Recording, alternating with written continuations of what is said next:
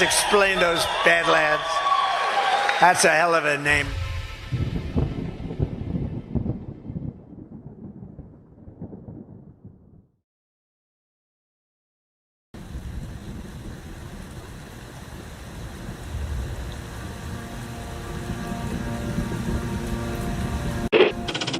Mr. Vice President, I'm going off script again, I know, but I just want to personally thank you. We've been through some stuff. We've gone through some of the most complex military operations this country's ever conducted, and your steady hand and your leadership during those was a great source of strength for me. Thank you for your leadership. Thank you for your character. Thank you for your selfless service. Thank you for commitment. Thank you for being a mentor to me, Mr. Vice President. It's called the swamp. And you know what happened? And you know what I did? A big favor. I caught the swamp. I caught them all. Let's see what happens. Nobody else could have done that but me. I caught all of this corruption that was going on, and nobody else could have done it. Did I get that one right?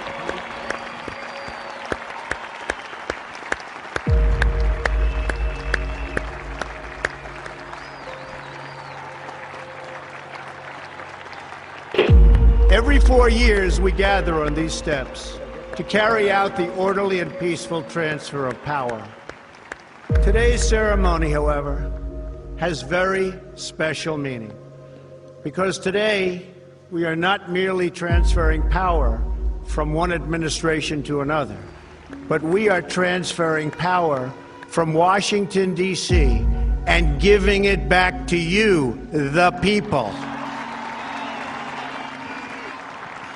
For too long, a small group in our nation's capital has reaped the rewards of government, while the people have borne the cost. Washington flourished, but the people did not share in its wealth. This American carnage stops right here and stops right now. The forgotten men and women of our country will be forgotten no longer. From this day forward, a new vision will govern our land. From this day forward, it's going to be only America first. This is a president of the United States who is a danger to the republic. America first. He knows he's an illegitimate president. The oath of office I take today is an oath of allegiance to all Americans. The great Trump recovery. America will never be a socialist country. I will fight for you with every breath in my body. Russia, Russian, pro-Russian, Russian, Russia, Russian, Russian, Russian, the Russians. Russia. And I will never, ever let you down. A dangerous virus is spreading rapidly in China, and U.S. officials are very worried that it could come here. This is really the worst attack we've ever had. This is worse than Pearl Harbor. This is worse than the World Trade Center. There's never been an attack like this. The time for empty talk is over. Now arrives the hour of action. What they're doing is using COVID to steal an election. Together, we will make America strong again. You know what it's about? Fraud, fake ballots. We will make America wealthy again. They are trying to steal the election. Now, under the leadership of President Trump, we are fully realizing President Kennedy's prescient view of Special Operations Forces. We will make America proud again. And watch, please, those mail-in ballots. We will make America safe again. And in millions and millions of ballots. Their vote is under what they thought they needed. They're dumping more ballots in there, okay? And yes, together, we will make America great again. Thank you. God bless you. If we are right about the fraud, Joe Biden can't be president. Congress, the chair declares the joint session dissolved.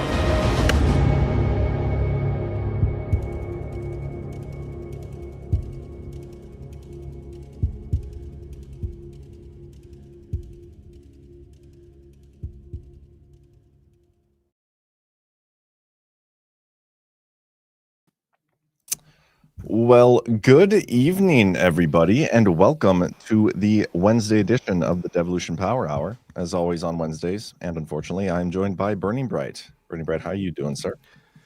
I'm giggling because I was sure the Elon meme I just saw was not actually posted by him, but it was.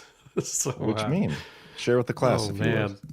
Well, for anybody who wants to shame the kayfabe crowd, this is not the night to do it.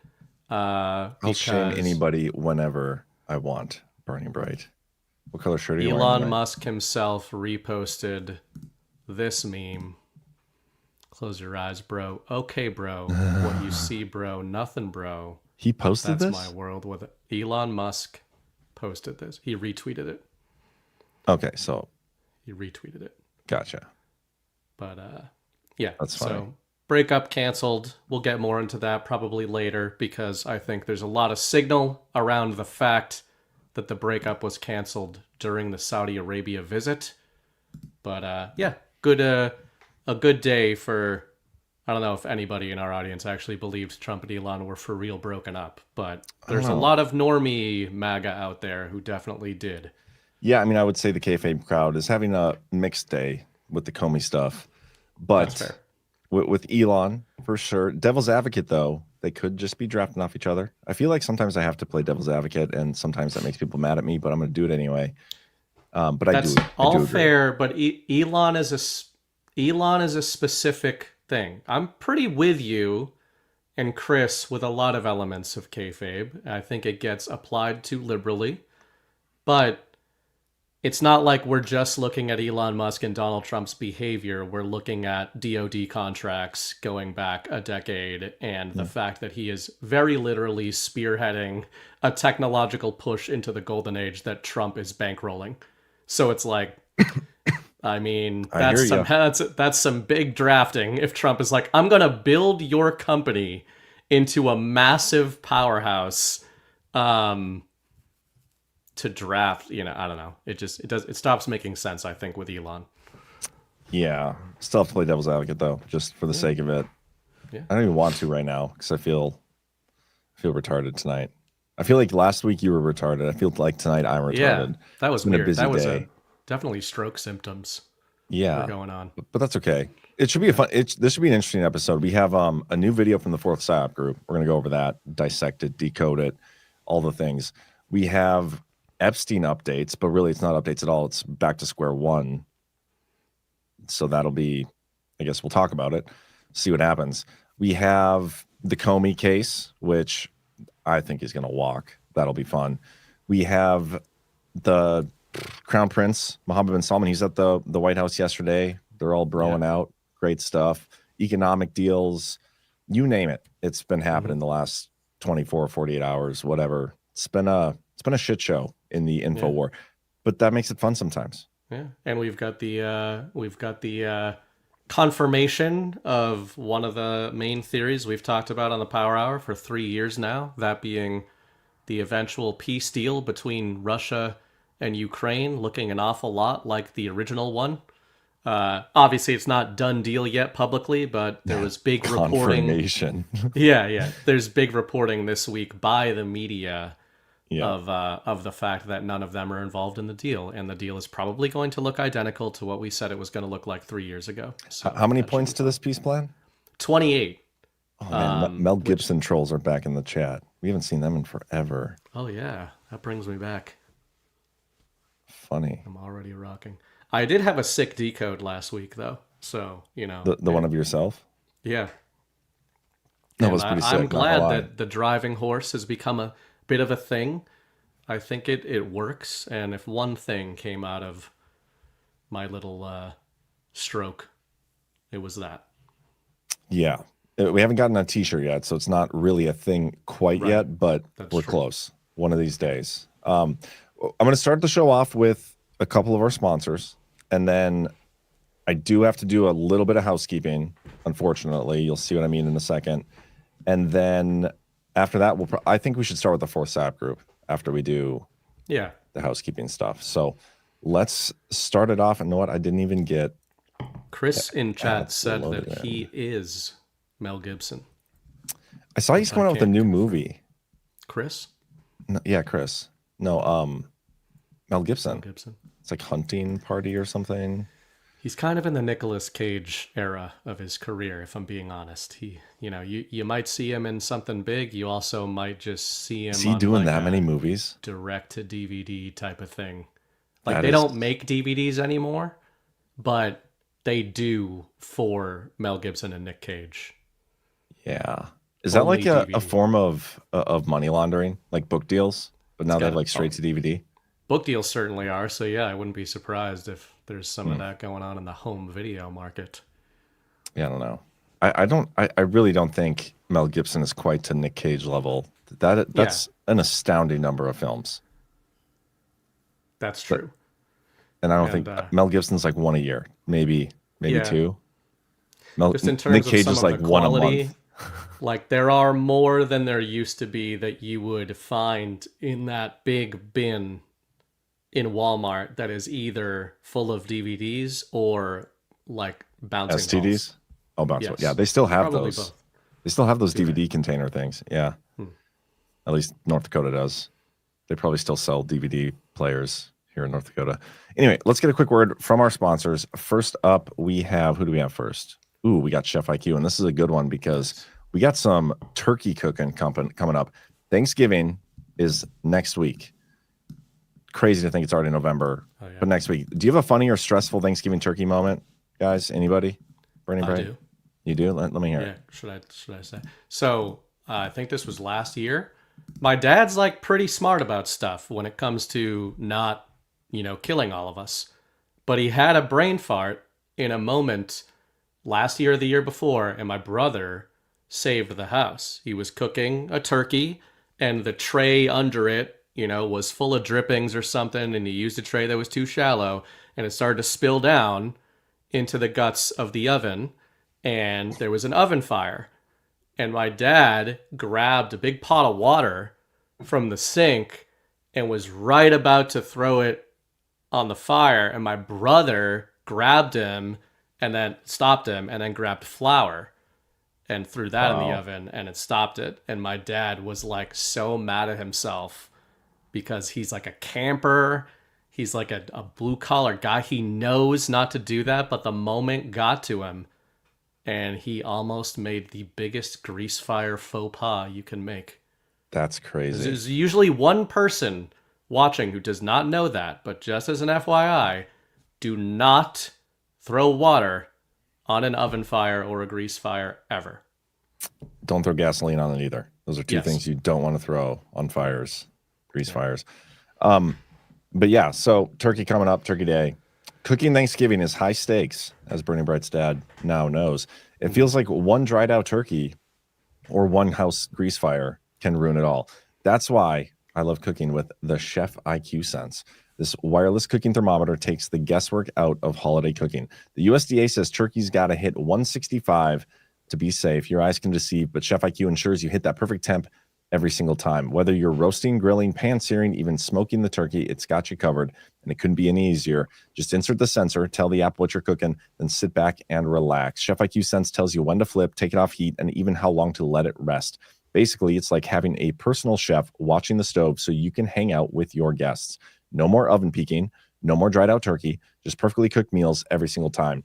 And it works for steaks, chicken, fish, or whatever it is you're cooking. You'll wonder how you ever cooked without it, and it's the ultimate gift, not just great for Thanksgiving, but also great for Christmas. Perfect for the seasoned cooks, kitchen rookies, and everyone in between. And now you can get 30% off site-wide with the code DPH at chefiq.com. That's chefiq.com, promo code DPH. Seriously, guys, now's the perfect time of year to get it. Either you got Thanksgiving or Christmas dinner coming up. Don't want to mess either of those up. And then we also got... going to cook some green bean casserole. It's one of my go-tos. You are? Mrs. Bright's gonna. Oh. Whether she likes it or not. She's also gonna make me up an apple crisp. I saw some apples on the counter there. I don't know what they're doing sitting there. They're not gonna arrange themselves into a delicious treat. She's got some time still. Yeah, that's true. Relax, chill out a little bit. Anyway, we also got some Brick House Nutrition. They're having a sale as well, which is awesome. Because that's what you need after Thanksgiving. You eat the big meal, you need to figure out what you're doing with your life and lose all the weight you just gained. Do doctors have Black Friday sales? The doctors at Brickhouse Nutrition do. They just announced their Black Friday sale, 30% off, the biggest sale of the year. The most impressive health and nutrition products in the industry are now 30% off, like Lean, the doctor-formulated weight loss supplement for people who just had a big Thanksgiving dinner and want to lose meaningful weight without the injections, and 30% off creatine designed just for women to help you look leaner, in shape and toned without extra dieting or exercise. Even 30% off Field of Greens, the only super fruit and vegetable drink shown in a university study to actually slow aging. And only Field of Greens promises better health results your doctor will notice. Every Brickhouse product, from better sleep to superior collagen, is 30% off. So hurry up, because Black Friday deals go pretty fast. Go to brickhousesale.com and save 30%. That's brickhousesale.com. One more time, brickhousesale.com. You've got to swap out our background image for that one. Oh, shoot. Well, now you guys need to hold for processing while I do that. I can send you the image if you don't have it. I do have it. I just, for some reason, I thought that was the one I needed already. But it wasn't. What a shit show. Okay, there we go. Almost. It's loading. Loading. There we go. There we go. I cooked filet mignons tonight. With the Chef IQ? It was good. I didn't use the Chef IQ for those just because they're smaller. I like traitor. using the Chef IQ. I like using the Chef IQ for like brisket, sirloin cap, a turkey. I've never actually cooked a turkey. I'm too much of a bitch to do that yet. As long as there's a dad somewhere around cooking a turkey, I'm like, you do it. Hey, you're a dad now. That's true. You just like gain the power to cook a turkey. Just comes to you. Perhaps. Comes to you naturally. Anyway. There's a lot of turkeys in my neighborhood. Do you have a lot of turkeys around? Like actual turkeys, like walking in the neighborhood? Like gangs. Or neighbors cooking turkeys for Thanksgiving? Because I have a lot of those. Well, both, but roving gangs of live turkeys. No. I mean, I have had a turkey in my yard before. That's happened, but not currently. Yeah, dozens and dozens. Got some stray cats, I think, and not even like necessarily stray cats. I'm pretty sure, this is kind of a funny story. The other day, my kids were in the backyard playing with the neighbor boys, and they like come running inside, and they're like, Dad, there's a cat in the shed. And I go in there, and this cat's just like chilling and like laying down on their inflatable pool thing that they have. And I go in and out a couple times, and he's like there all night. And a couple days later, there's a bird on it, like a dead, torn to shreds bird on our front doorstep. And I was like, is this the rent payment for the shed? Yeah, it's you're right in there. Yeah, it was That's funny. when you know you've made it. Anyway, so real quick, like I said, guys, there is a little housekeeping you want to do, and I don't want to do this, but we feel like we kind of have to. So I'm going to do it as quick as I can. I got to read a letter. It's from our attorneys. So, for those who don't know, I'm in the middle, Badlands in the middle of a lawsuit. I did a video on this a few only lands ago, about a month ago or so. You can find it on our Rumble channel if you're interested in watching it.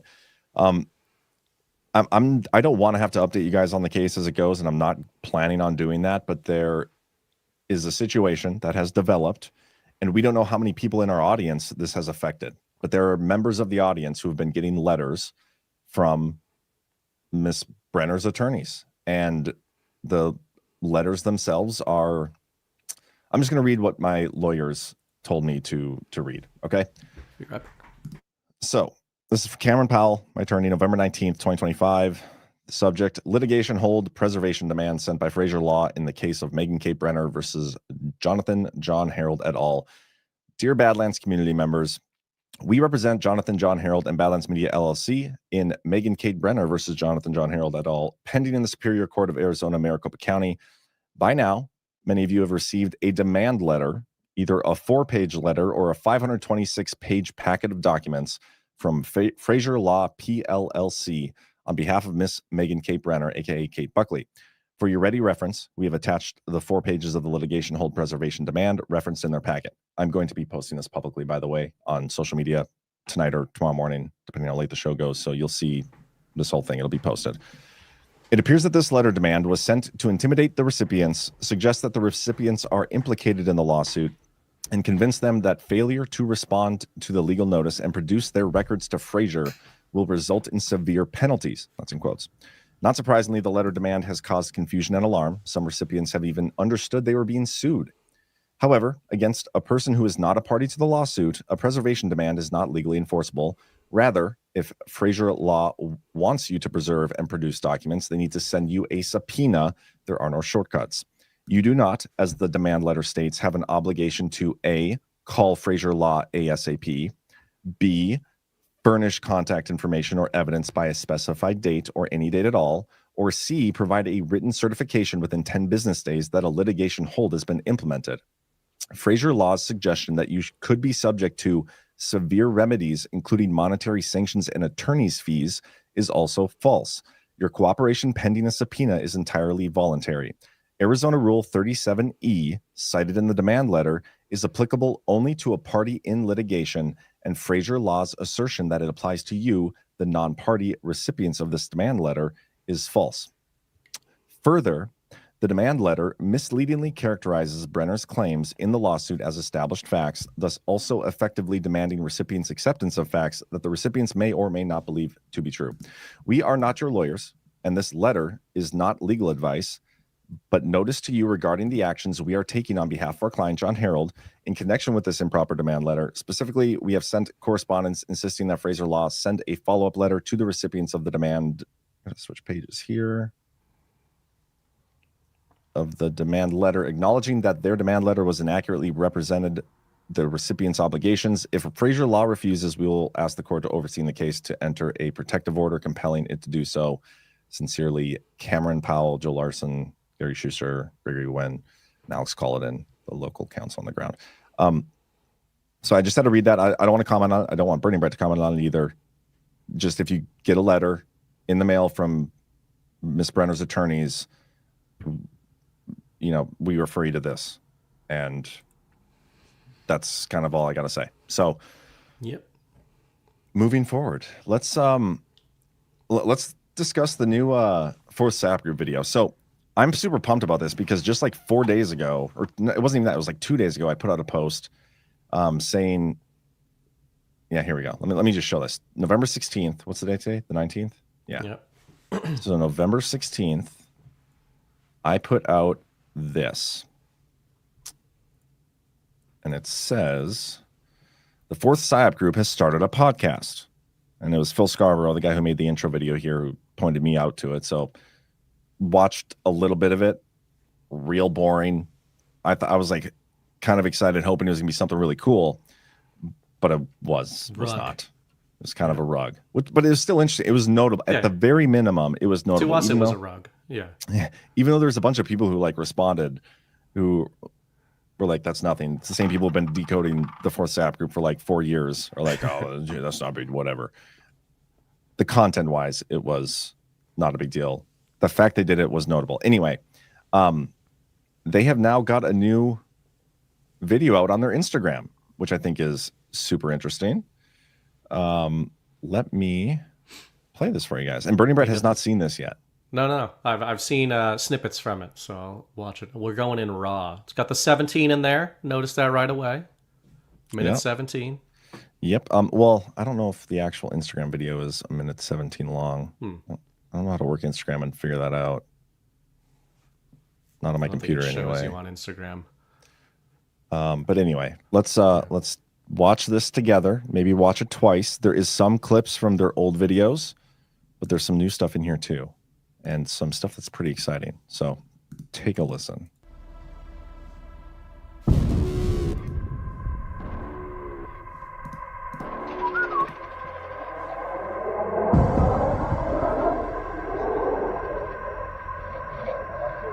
Goddamn army.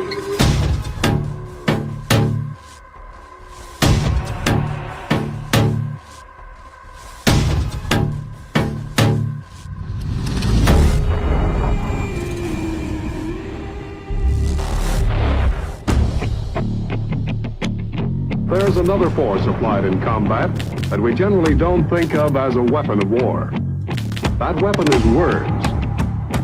Words are weapons. Telling the truth is the only way in which to influence people. This is psychological warfare.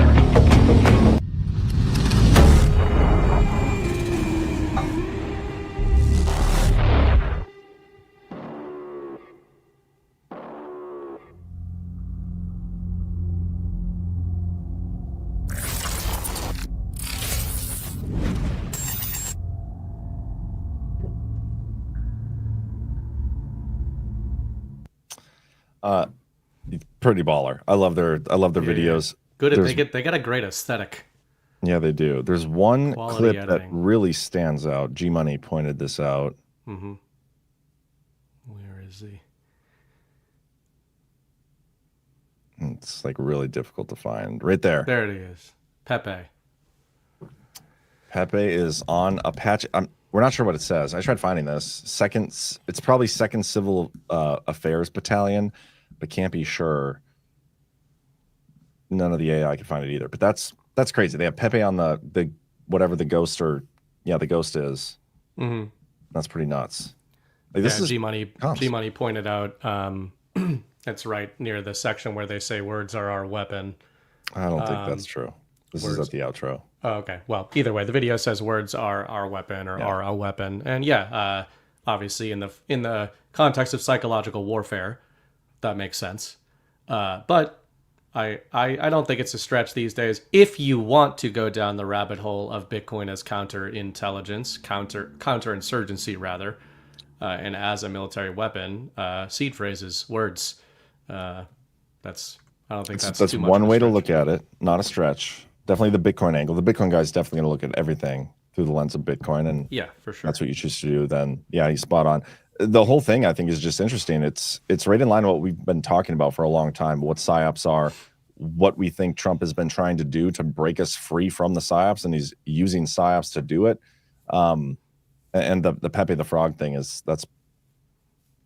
I mean, I don't even know how to explain that. That's like, I don't even know how Pepe the Frog like became a thing. There was the Chans, and it's one of those things that I was talking about this, I think at GART.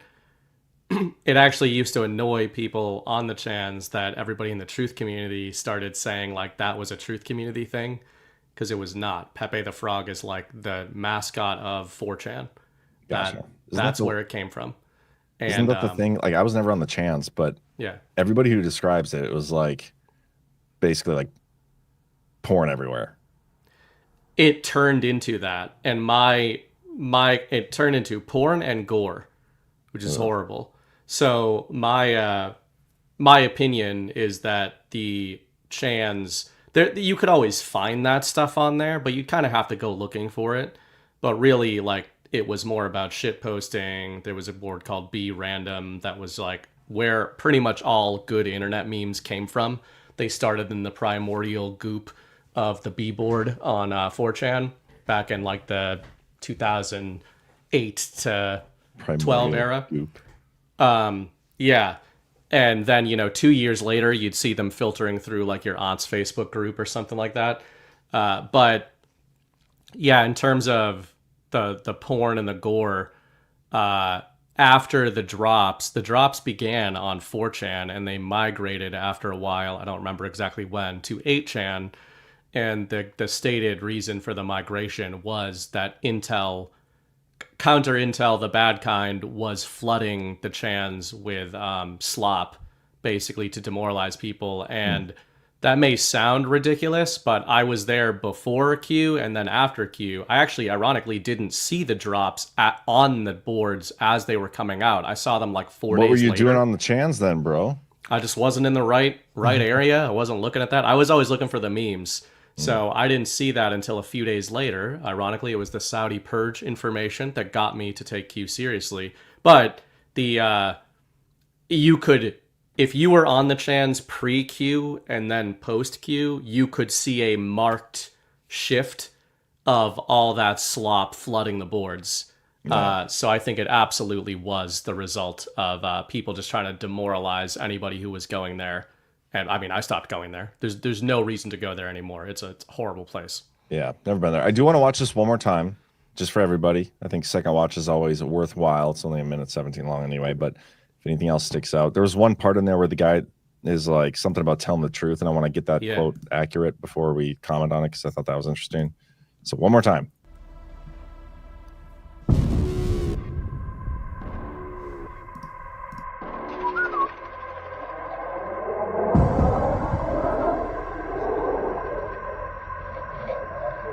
Goddamn army.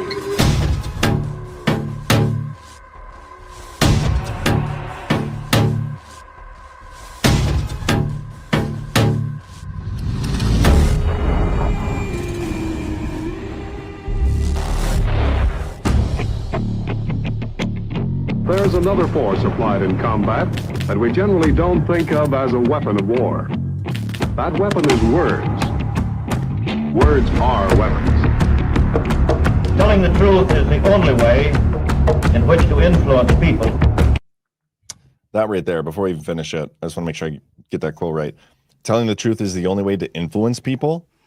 I thought that's an interesting quote. That's an It's interesting claim. Use. Yeah, because I don't know about you, man, but I feel like pretty much all I ever see online these days is lies, and people are getting influenced in a lot of different ways because of them. So we'll come back to that. Yeah, I'm willing to try to steel man why they might be putting that in here, which could be fun. So we'll see. Okay, well, I'll let you steel man the shit out of it after this video is done. This is psychological warfare.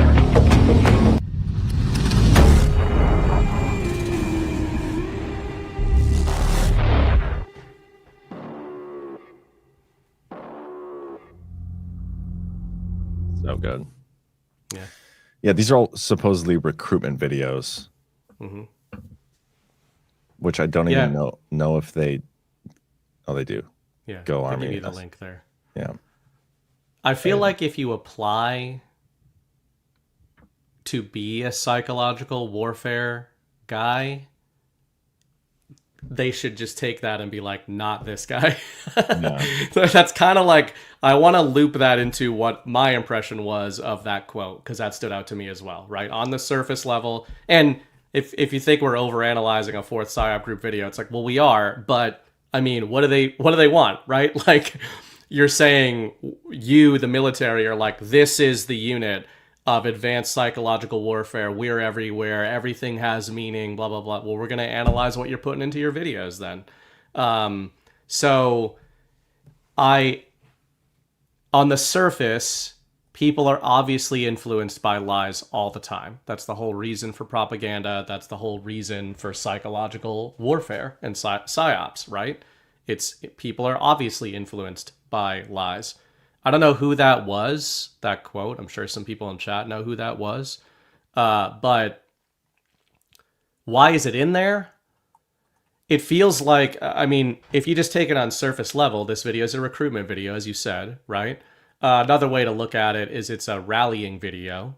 And it feels like sometimes they're putting these out as like reminders. Maybe partly it's to people in this community, the truth community. Maybe it's to enemies of the U.S. military. It kind of feels like that's what they're doing a lot of the time. They're just being like, we're still here, motherfuckers. And why would you put that quote in there? Maybe you're saying, we talk for years, we've talked about the difference between finite and infinite players, finite and infinite games. And one thing we have always agreed on, a lot of the people at Badlands, is truth is the infinite game, right? It's the infinite player. The infinite player in the game is the one who has the truth. This is being put out by quote unquote our side, right? If we want to boil it down, we'd say it's the white hats. They're making a claim there, in my opinion, and saying like, yeah, you, the enemy, have been playing games for decades, maybe even for longer than that. But ultimately, whoever has the truth is going to win a psychological war or an information war. And to me, like, that's kind of how it hit me, of more, not like a big decode, but more them just saying like, you can temporarily influence people, you can mislead people, you can confuse people, but if you have the truth, you can truly change people. But that's how I would overanalyze it. On its face, it is not our lived reality in the info war. Yeah, that's a good way to look at it. That's one way to look at it. That's not the way I'm looking at it. If there's anything in that clip, you could watch that over and over again, or you can just watch it one time. Everybody is going to be like, what the fuck did that guy just say? The truth is, well, I don't remember it now. The truth is the only way to influence people or something. Yeah. Something along those lines. And the whole point of psyops, when it comes to psyops, if we're being honest about it, the way these are conducted, the truth doesn't matter. If you happen to be telling the truth to try to get people to do whatever you want them to do, then that's just a happy coincidence. for the most part, we do believe the good guys, the white hats, we talk about this a lot, they are eventually going to get us on that path of truth, and hopefully we get away from psyops altogether. That's kind of the end game, hopefully, is no more psyops, which means all that would be left is the truth. But I think a majority of what we see all over the place is lies, and I think that's obvious, and I think everybody kind of knows that. They just kind of believe the truth that they want to believe. This is my truth, this is my story, whatever, the me too of the truth movement. And I think everybody's going to stop there and be like, what the hell are these guys talking? That's not true. That's not true. Truth is the only way to influence somebody. That's not true. And I think that's kind of why you include something like that in there, because it's on its face a falsity. Yeah, maybe that's why. Maybe that's why that's in there as like this paradox. And another paradox you kind of hinted at there, we've talked about, and Chris Paul's kind of the patron saint of the point is not getting hoodwinked at all, right? You just said we'd want the psyops to end. We don't want to be dealing with psyops. That should be the end goal here. It's really interesting to look at a campaign like that and really try to split your mind along that argument of don't we want the psyops to end, right? And I think that most people in this audience would say, yes, in an ideal world, we want the psyops to end. But I do understand the sort of the pragmatist approach of them saying, well, they're not going to, right? Like the same way that a lot of us talk about, and you talk about this a lot, human nature, there's always going to be people lying. The enemy gets a vote. I firmly agree with that. I guess I don't have a conclusion, but what it made me think of, the fact that it's a recruitment video too, and I was kind of joking of like, if you apply for the psyop group, you should be disqualified from the psyop group, but I do kind of believe that. I think that's a group that you should have to get the knock on your door. You should not be the one knocking.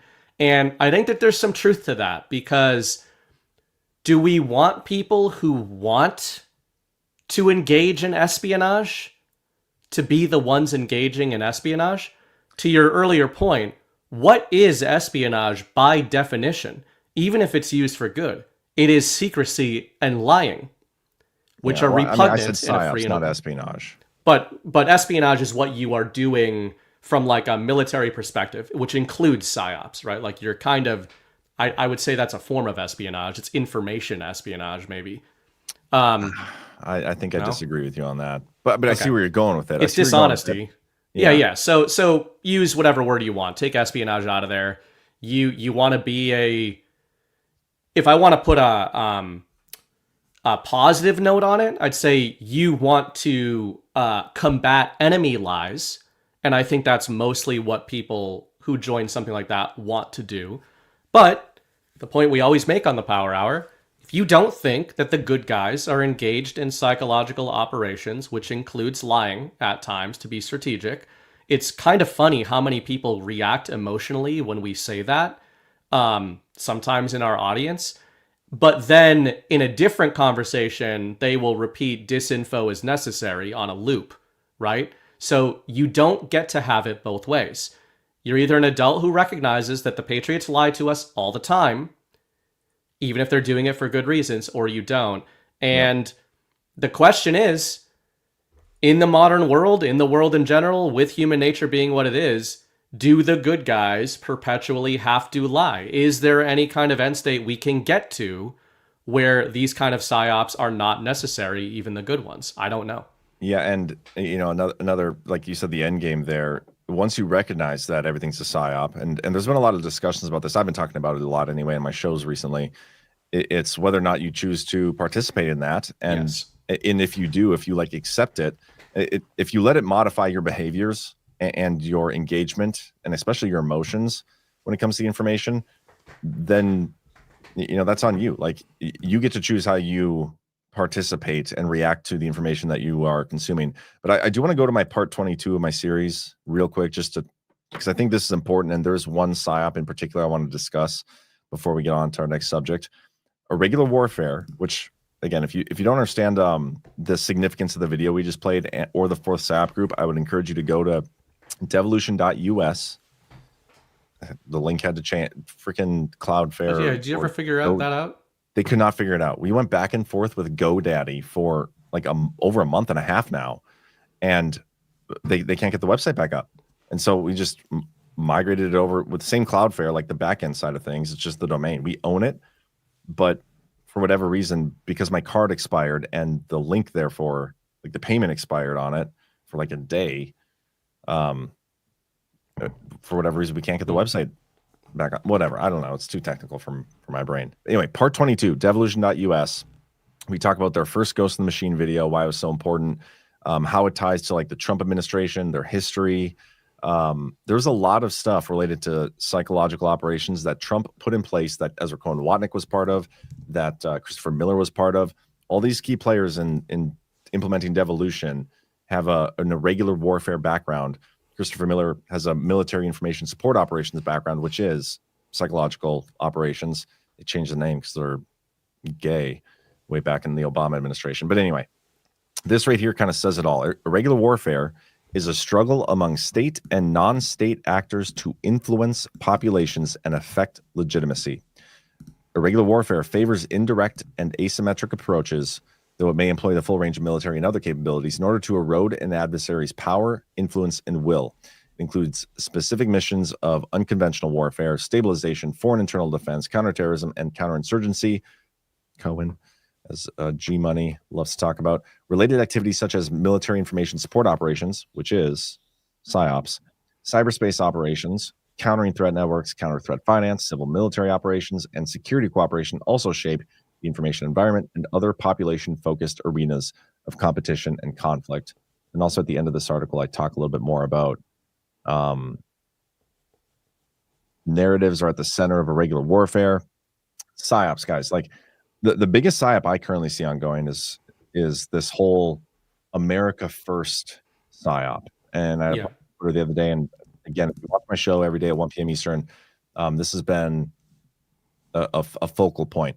They are trying to rebrand and basically twist reality. They're conducting a psyop right now. People are conducting a psyop on what the MAGA movement is, and they're trying to pretend it's not America First when it is.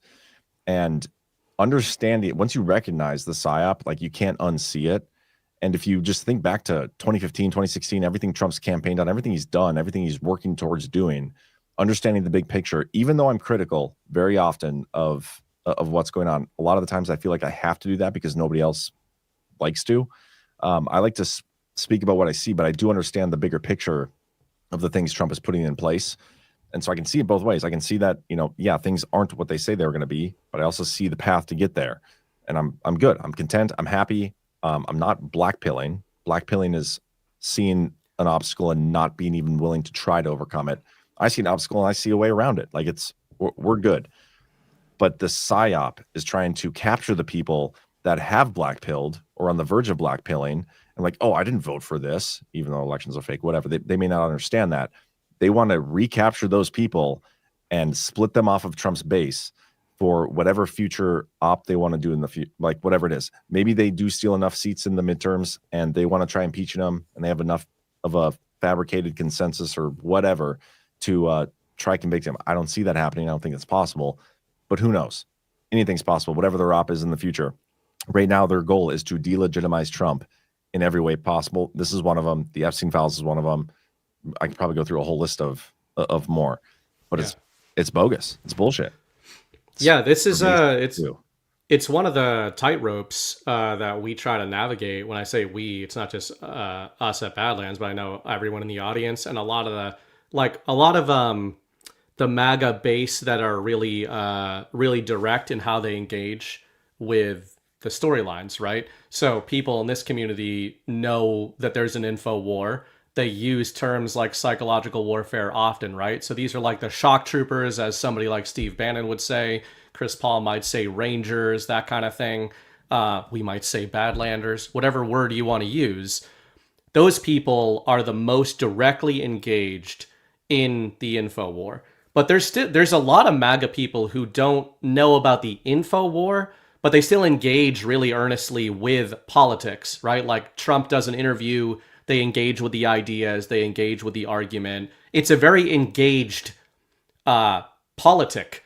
It's an engaged body politic. It's actually one of the things I think Trump has done, I think it's overall a good thing. Just as a force of cultural nature, he really re-engaged a lot of people. Maybe politics is not the right word, but he engaged them in arguing about the future of the country and engaging in these discussions, right? So to your point about blackpilling and everything, the irony is it's only because you've got trust in Trump and the overall vision and the path we're going toward, or the end goal we're going toward, that I think you can earnestly question the steps on the way there, right? Whether it's Epstein documents or H-1B interviews or things like that we go back and forth on, agree and disagree like all of us do here. Like the only reason we can do that and feel like we're having productive arguments and conversations is because we all generally see where we're going and believe we're getting to that place. We just don't know how we're getting there, and sometimes we think people are leading us in the wrong directions. But I firmly agree with you that, because I guess the point I'm trying to make is the reason I think the paradox here, or the contradiction, is we question Trump, we question the path there often, we argue about psyops and whether or not something is good or bad, we kind of criticize the trust the plan only crowd, but at the same time, we recognize when there is attempts to really subvert the movement. And I think that's a difficult balancing act of like making sure you're not doing the trust the plan, don't question anything that's happening, while also recognizing true subversion when you see it. And I agree that this is true subversion. And I don't know, if you're looking for a hint of when do you know it's true subversion versus earnest questioning of Trump, I always look for when the op in question is mirroring mainstream media stances. And it obviously is right now. This whole Fuentes thing and everything on the orbit of the America First thing, if you just go look at CNN headlines or Axios headlines, you're getting basically all the same rhetoric there. So let me make a point here. What do you think the biggest anti-Trump thing is right now? I mean, you could pick a few here, but I think there's one that when people criticize Trump and say he's not America first, he's not, it's those make America great again, not, do you know what I'm talking about? I think the H-1B thing has been big in the last couple of weeks. Well, Israel, there you go. Yeah. It's not make Israel great again, not MAGA. Here's the thing, guys. Israel, right? Their control over our politics, and it's not just, there are many other countries that have their hand in the cookie jar, but they're one of the more obvious and one of the bigger ones with AIPAC and whatnot. Their control over our politics is not a new thing. This has been going on for a long time. But guess what? There are more people talking about that problem and that situation now than there ever have been before. I think back to like 2016. I wasn't even awake then, but then 2018, 2019, whatever. I don't remember anybody talking about that issue, really. Yeah. Like, do you remember anybody ever talking about Israel's control over our government prior to Trump running for office in 2016? So one note that's kind of funny here is that what the Chans were infamous for before they were ruined and before Q was that, which is why the media called them Nazis. But yes, in terms of the zeitgeist, nobody was talking about it. Nobody was talking about it. But guess what? It's pretty much like everybody talks about it now. We're making talking about the Jews great again because it's acceptable. It's a problem. People recognize it. And I think that's kind of the point. Yeah. And this is something, the way Trump operates is he does the controversial things. He does the things people don't like. And he does it so that people talk about it. And as Chris says, I don't remember how he says it, but Chris always says like he's the lightning rod, right? Whatever he does, whatever he touches, everybody's going to be drawn to it. Everybody's going to come and start talking about that thing. And the Israel issue, especially, people go nuts over it. And that's where this whole like America First little faction thing is starting and stemming off of. And it never would have happened if Trump wasn't in office, in my opinion. And that's like, it was purposeful.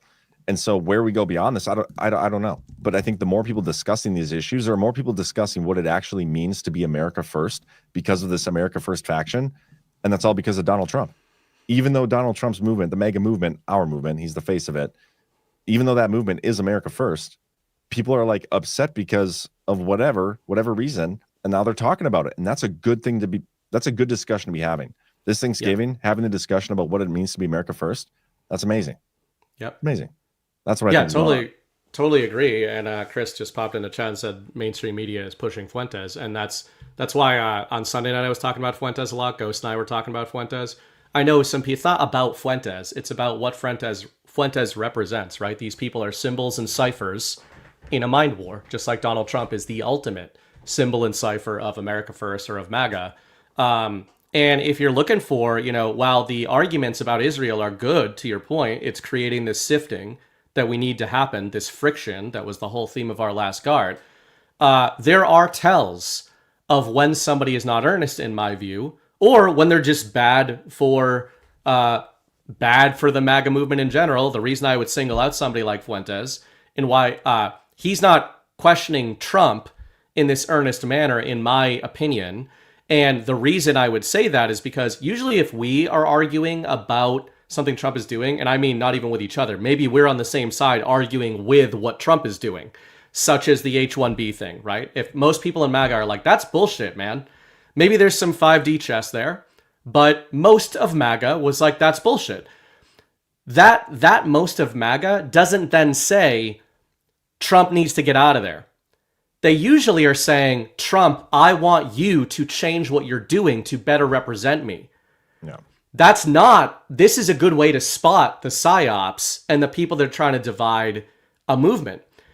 When you watch there was a sit down a few months ago of Fuentes and Sam Hyde during his giant media tour that was masquerading as an organic internet movement, but it was a mass alt media tour pushing Nick Fuentes to the forefront of the info war. He had this sit down with Sam Hyde, and they're funny, right? Sam Hyde's hilarious, so it's all innocent. They say a lot of base things in there, but there's a little section where they talk about Donald Trump and MAGA, and Sam Hyde is asking Fuentes, like, oh, well, what do you think about Trump, and who could be the guy? And Fuentes' response is nobody, right? So it's like Fuentes is the what's her name? Forget her name. There's like a financial analyst version of this female, but if you corner a Nick Fuentes and you say, so what's the solution? The answer is that there's no solution. And that's a black pill. That's what I would describe as the black pill. They want you to think there is no solution. This isn't good enough and there's no solution. That's not, in my view, what we do. I think when we in the MAGA base are pushing back on Trump, we're like, hey man, I don't like what you're doing. Do this other thing instead. And as we often talk about, he often does start doing that other thing after people push back on him, which I think is the point. And then the other example of where they try to lead you is a lot of these people will, I saw on Badlands. I don't know much about the guy, but I watched like 10 minutes of Ship's conversation with the... yeah, I didn't get a chance to watch that. Owen Schroyer? I watched what was his name? Schroyer? Owen Schroyer. Owen Schroyer. I only watched a few minutes of it. I don't know the guy. But I noticed that he was like, MTG, JD Vance, and Ron DeSantis are the future of the movement. And it's kind of like, there we go. Right? Like, there's tells out there of like, Trump is not the answer, but this guy is the answer. That's usually when you're probably being led somewhere. Yeah. It's so crazy to be like already figuring out who the heir to Trump is when we haven't even gotten through 11 months. You guys are always like, if I say something like, hey man, when are we going to get accountability, whatever, you guys like, it hasn't even been 11 months yet. But then in the same breath, you're like, but also JD Vance is the future. Midterm. It's like, it hasn't even been 10 months yet. What's going on here? But yeah, you're right. I can honestly say that I have never once watched any of Nick Fuentes' show. I've seen clips, obviously. I haven't either. I've just seen clips of him a ton. Yeah. And whatever. I don't see the appeal. He doesn't appeal to me. I know, but he does appeal to a lot of people. Yeah. I get where it comes from. I've said on some shows, like on Sunday night, I think Nick is very talented in what he's doing. Is he knowing, you tie yourself in knots of like, what's the intent? I can easily see a scenario where Fuentes is earnest and believes everything he's saying and doesn't think Donald Trump is the answer and doesn't think that there's an answer. But even if that is the case, he is clearly being amplified. By for Tucker, that reason too. Like, yes. Tucker was the catapult, which makes that so interesting. Totally. And I would say Tucker and Candace Owens prepped the ground for the catapult by attacking Nick Fuentes, because if you'll remember, this was maybe a month ago, they did that podcast attacking Fuentes and calling him gay and all this. Fuentes exploded into the zeitgeist with all these people defending him from them, and then they do the catharsis. It's literally, they did kayfabe. The bad guys use kayfabe too, or maybe people think they're good. But the other point I'd make on this whole thing is, if you zoom out, you just mentioned like the 11 months thing, right? If we're just being honest about the economy and how people feel in the info war, how people feel in MAGA, how people feel in financial markets, not good, right? Like, you got to stop pretending that people feel good right now. You're not dooming out, not you, I mean, the general you. You're not dooming out to point out that people don't feel good. Americans do not feel like things are good right now. You don't need to look at fake polls to acknowledge that. Talk to people at Thanksgiving and see if they think things are going well. I'm not dooming. I'm just saying all these ops against Trump are taking advantage, in my opinion, of the trough in the middle of this transition window that we've been calling on this show the switch theory for a long time. And I think it's bumpier than maybe we thought it was going to be. But I think all these psyops are coming out of the woodwork right now when markets are dipping, when there's all this controversy, because that's when you would attack, right? That's when you would pounce. Yeah, one thing you said there earlier about how, they attacked him a little bit first, called him gay, whatever, and then the catharsis comes and it just like catapults him, right? Yeah. Well, guess what, guys? Who's attacking him now? Like everybody else. We have this huge faction going, and they're just catapulting each other. And that's a great example of the controlled opposition dynamic, which exists, it's always existed, and it's never been more evident now. And this is who they've chosen. This is the next Charlie Kirk, I suppose. I don't even know. Like, is that what he is? Are they trying to set him up to be the next Charlie Kirk? Well, the mainstream media, and Chris has been talking about this, the mainstream media is trying to set him up as the next Charlie Kirk. But I would say that, like, Charlie Kirk was he was like the nice MAGA, and even though the mainstream media hated him, supposedly, Nick Fuentes, they are branding as a reaction to Charlie Kirk. They're branding him as like the Dark Lord version of Charlie Kirk. And to me, the reason people like us have pegged him for a long time is that the media has been trying to convince America that MAGA is either already a Nazi ideology or it will inevitably lead to a Nazi ideology. And Fuentes, rightly or wrongly, has been cast as the pariah, or rather as the Templar of that ideology, not by the mainstream media until recently, by MAGA. Most of MAGA put him in a box over on Gab and with the Groypers and said, those are those anti-Jew MAGA guys. So now the media is like, this is who leads them. But we have Ghost for that. And that's why it's like, Ghost is our Fuentes.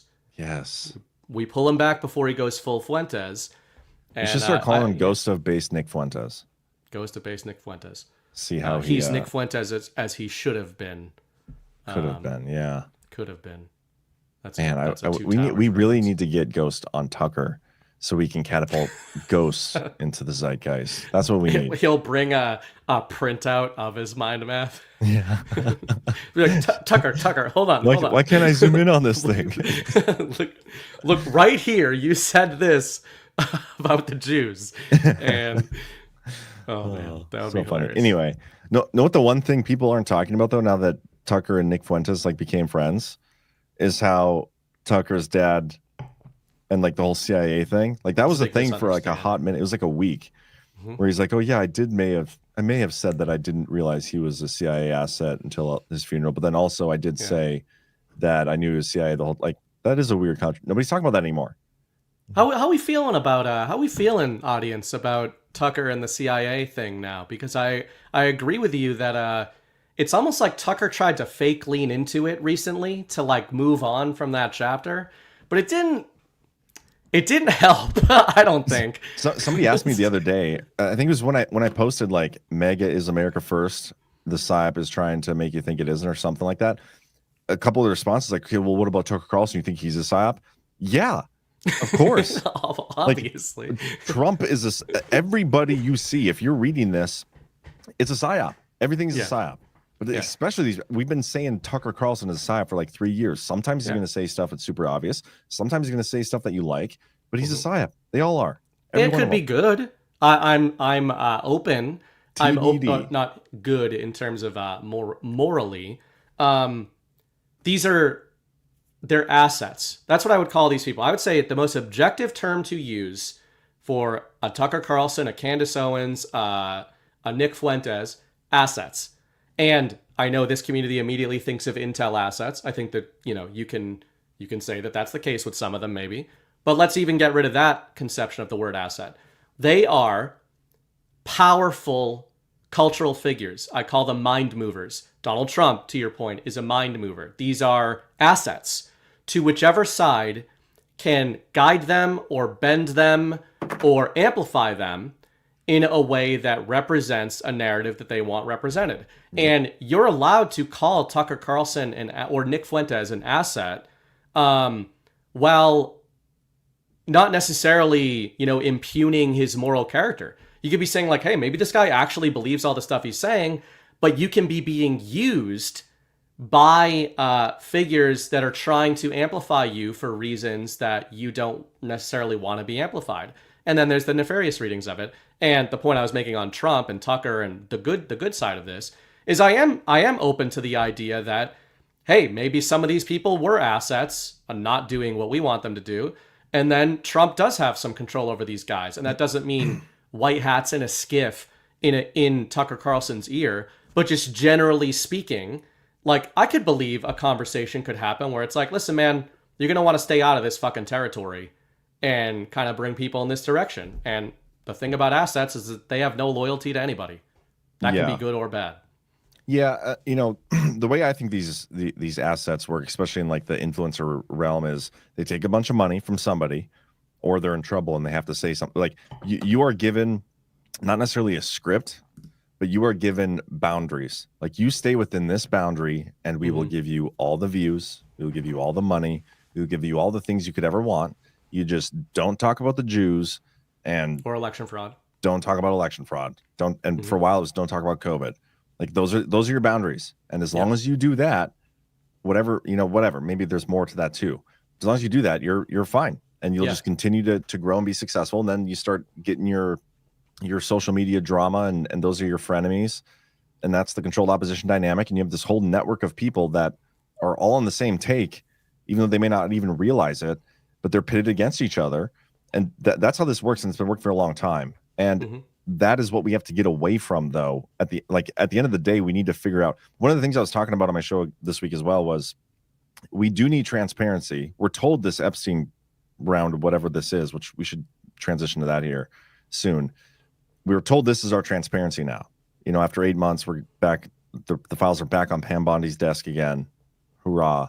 But that's transparency. But one of the things we really need is to figure out who is funding all these social media influencers. Not just the $7,000 per post, but anybody taking foreign money to say something, or anybody taking money at all to say something. Sponsorships are different, but if your message is being altered in any fashion because of money, that should be disclosed to people. That should be like a disclaimer that's put forth. And I don't know how we do that. Another thing we need is public election stuff. There's a list I was forming, or people were responding to my 2 things I said. And we should make a list of what actual transparency would look like, because we've never actually experienced it, but it should be something we strive for. This happens in the truth community too, where it's not always that you get a contract, right? Like Tenet Media, infamous example. The other thing about Tenet Media with the money supposedly coming from the Russian government is that forget who it was coming from and the fact that it was a foreign government. The sheer amount of money that was going into an op like that, I think, should have been the real eye-opener to people, right?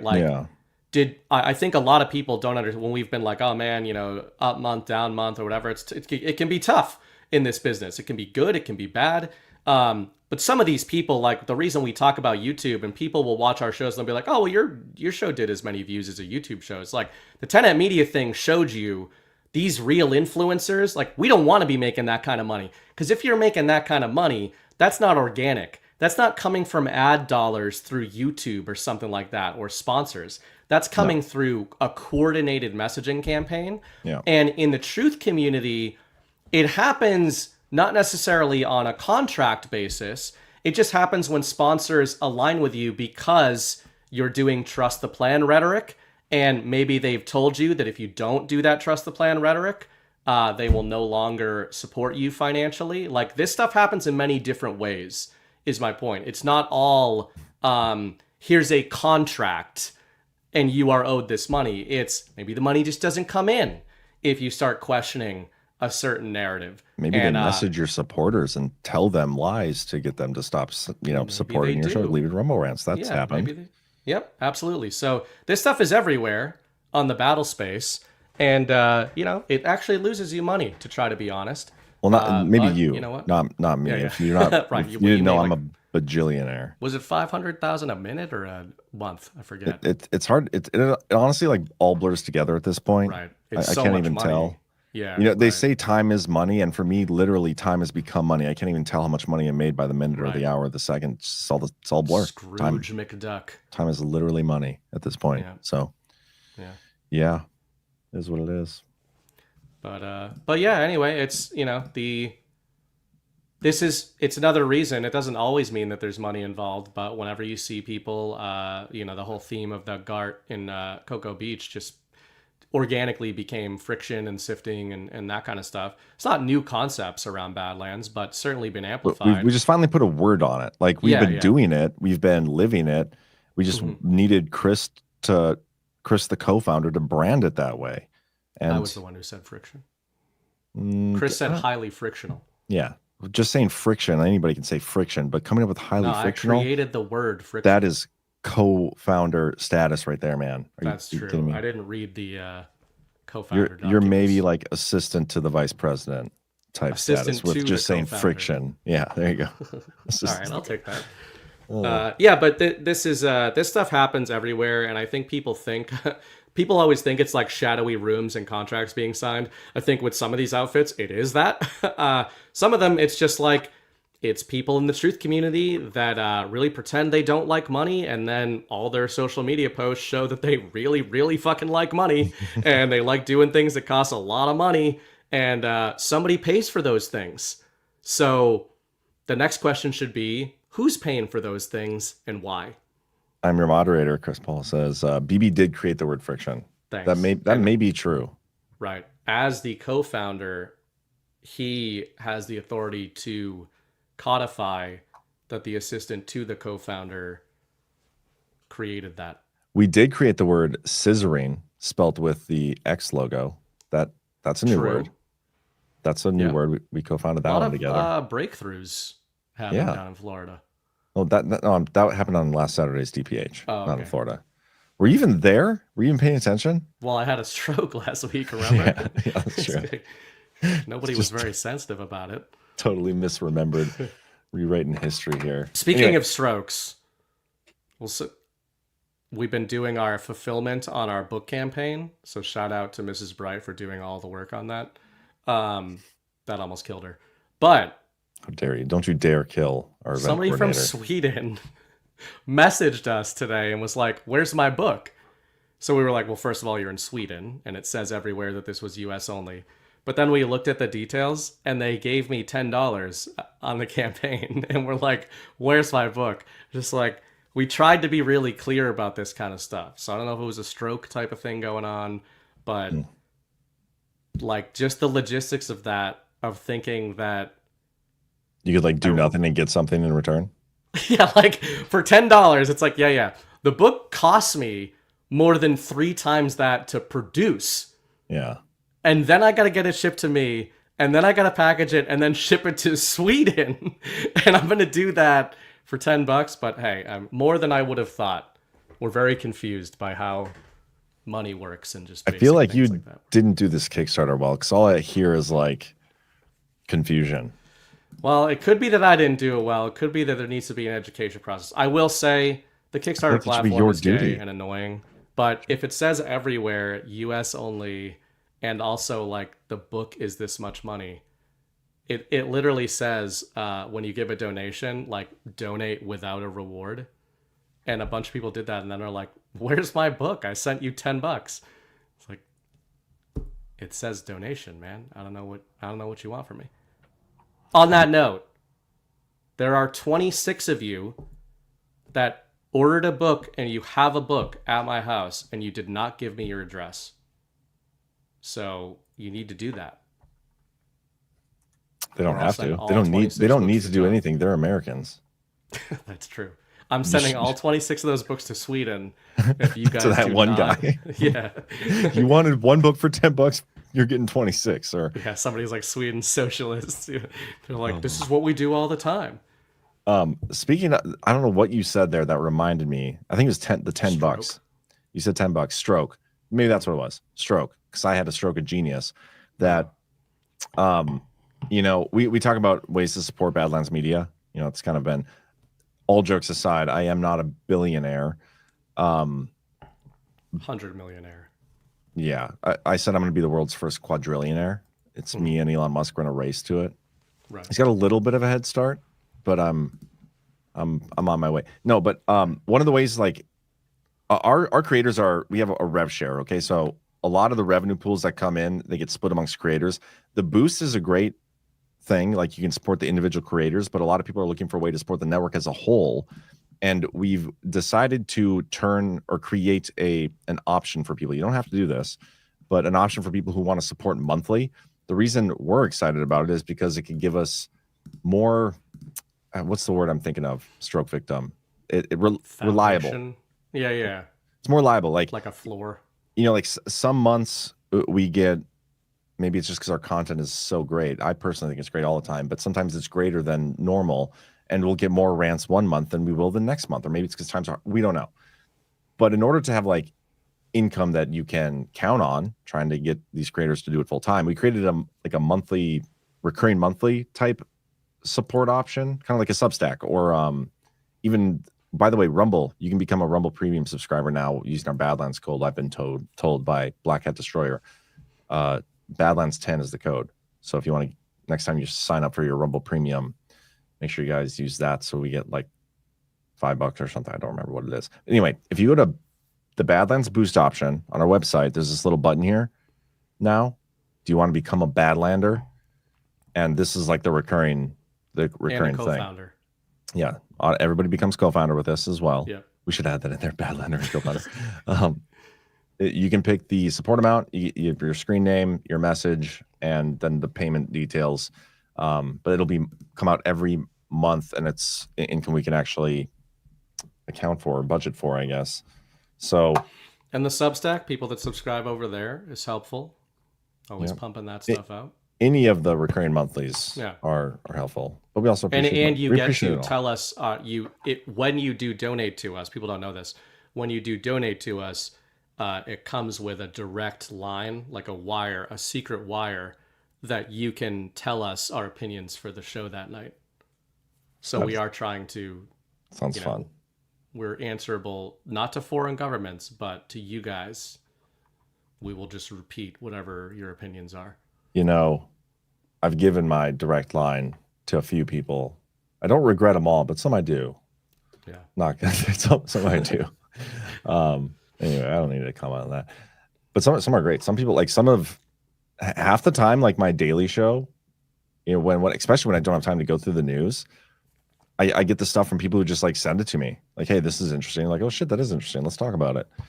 Yeah. That's like half my show. So pays dividends too. But hey, let's talk Epstein a little bit. Heather Jones has the right answer, which is a Burning Bright Substack subscriber, which everybody benefits from at Badlands, because then I'm doing really well. She's your one subscriber? Like, he seems like he's doing great. That makes me feel good. Proud of you, man. I'm surprised she watched. I guess I'm not surprised that your subscriber watches the show. Whatever.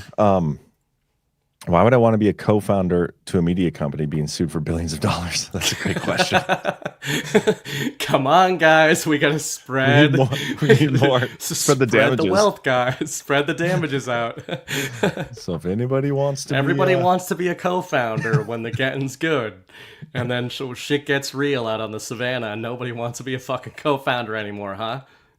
Taking applications right now. A lot of people feeling like co-founders this week, getting threatened. So yeah, now you guys have a little taste of what it's like to be a real fake co-founder. Yeah, it's unbelievable. Let's talk about the files, okay? Epstein files. We've had this saga. I don't know if you guys have heard about it, but there's been a little drama surrounding these Epstein files for about like 10 years now. And at the very beginning of Trump's term, remember, I've been saying that Trump has not once campaigned on this. He has not once brought it up unprovoked. Every time it's been somebody's asking him a question, he has never pushed. And he's like the psyop and narrative. He like brought he's it the up lightning once. rod. There's always the perma caveat. He brought it up once unprovoked, in my view.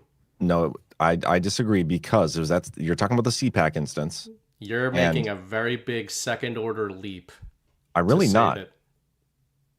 I'm really not, because he was being asked the question of like, hey, I'm going to say a name and you tell me your first thing that comes to mind. And they do a Barack Obama. I think there was 2 names before Bill Clinton. And then he says Bill Clinton. And the first thing Trump says is, oh, I think he's going to have a lot of problems because of that plane thing. It was the month after that article broke about Bill Clinton being on the plane with Epstein. I'm just saying, I agree largely with your framing there, but that is an unprovoked. I don't think so. I think that is provoked. Had they not said the name Bill Clinton. Yeah, but that's like anything. That's like saying, if you brought up think of his 4chan campaign to him, speeches. he would bring up the Q drops. Think of his campaign speeches. He's had thousands of opportunities to bring up the Epstein narrative unprovoked, and he's never done it. Not once. I agree with that. I'm just saying I don't consider that provoked. I consider that unprovoked. Well, I consider this another instance of your stroke. There's a lot of narratives that we talk about and conspiracy theories that Trump doesn't then talk about, right? Like if in this community, if people bring up Hillary Clinton, Trump doesn't go on air and talk about the Clinton body count, even though that's been trending 1 million times, right? And I could be wrong. Has Trump ever talked about the Clinton body count? No, but we're not also asking for the Clinton body count files. Yeah, but the Clinton body count has been like the #1 trend on Twitter 10 times over the last decade, and Trump doesn't talk about it. So I'm just playing devil's advocate that, the Epstein narrative was big at the time. How is that relevant? Because you're saying that Trump was provoked into talking about Epstein because a month earlier it was a big story about Bill Clinton. There's a big story about Bill Clinton every week, or there was at that time as well. But I'm also like the Epstein files are somehow the Epstein files like essentially got assigned to him as something that was part of his campaign promises, and it never was. And right now we've been going through 10 months of drama, fabricated drama over the Epstein files when it was nothing Trump ever like brought up. That's the point. Like, we're not, if we were calling for the Clinton body count files right now, then I'd be like, well, yeah, that's your point is fair, but we're not. Like that. I feel like that's a totally separate thing. I think these are both separate things, and I agree with you and Chris that Trump has not been the one spearheading the campaign. But I think that you are too soft on that first time he brought that up, because there are a million times, like, whatever you want to argue about whether or not Trump wanted to bring that up or was provoked into bringing it up, I guess the way I would reframe it is him saying that, even if you think the Epstein narrative had nothing to do with Trump in terms of that he didn't want it pushed, him saying that in 2015 or whatever it was and continues to be one of the core engines of why his base repeats it. So that may be unfair, but I would say that instance is one of the main engines behind why his audience does that. But why? Like, is that Trump's fault, or is it? I would say it's Trump's fault. In that case, I would say it's Trump's fault, because we've never been so. I feel so distant from you right now. I don't know. I think it's like Trump bringing up election fraud. Like, he owns the election fraud narrative and brought it up when they asked him about the election. And I think it's the same thing, right? They bring up the 2020 election. Trump could say anything, but he talks about election fraud because he believes that there was election fraud.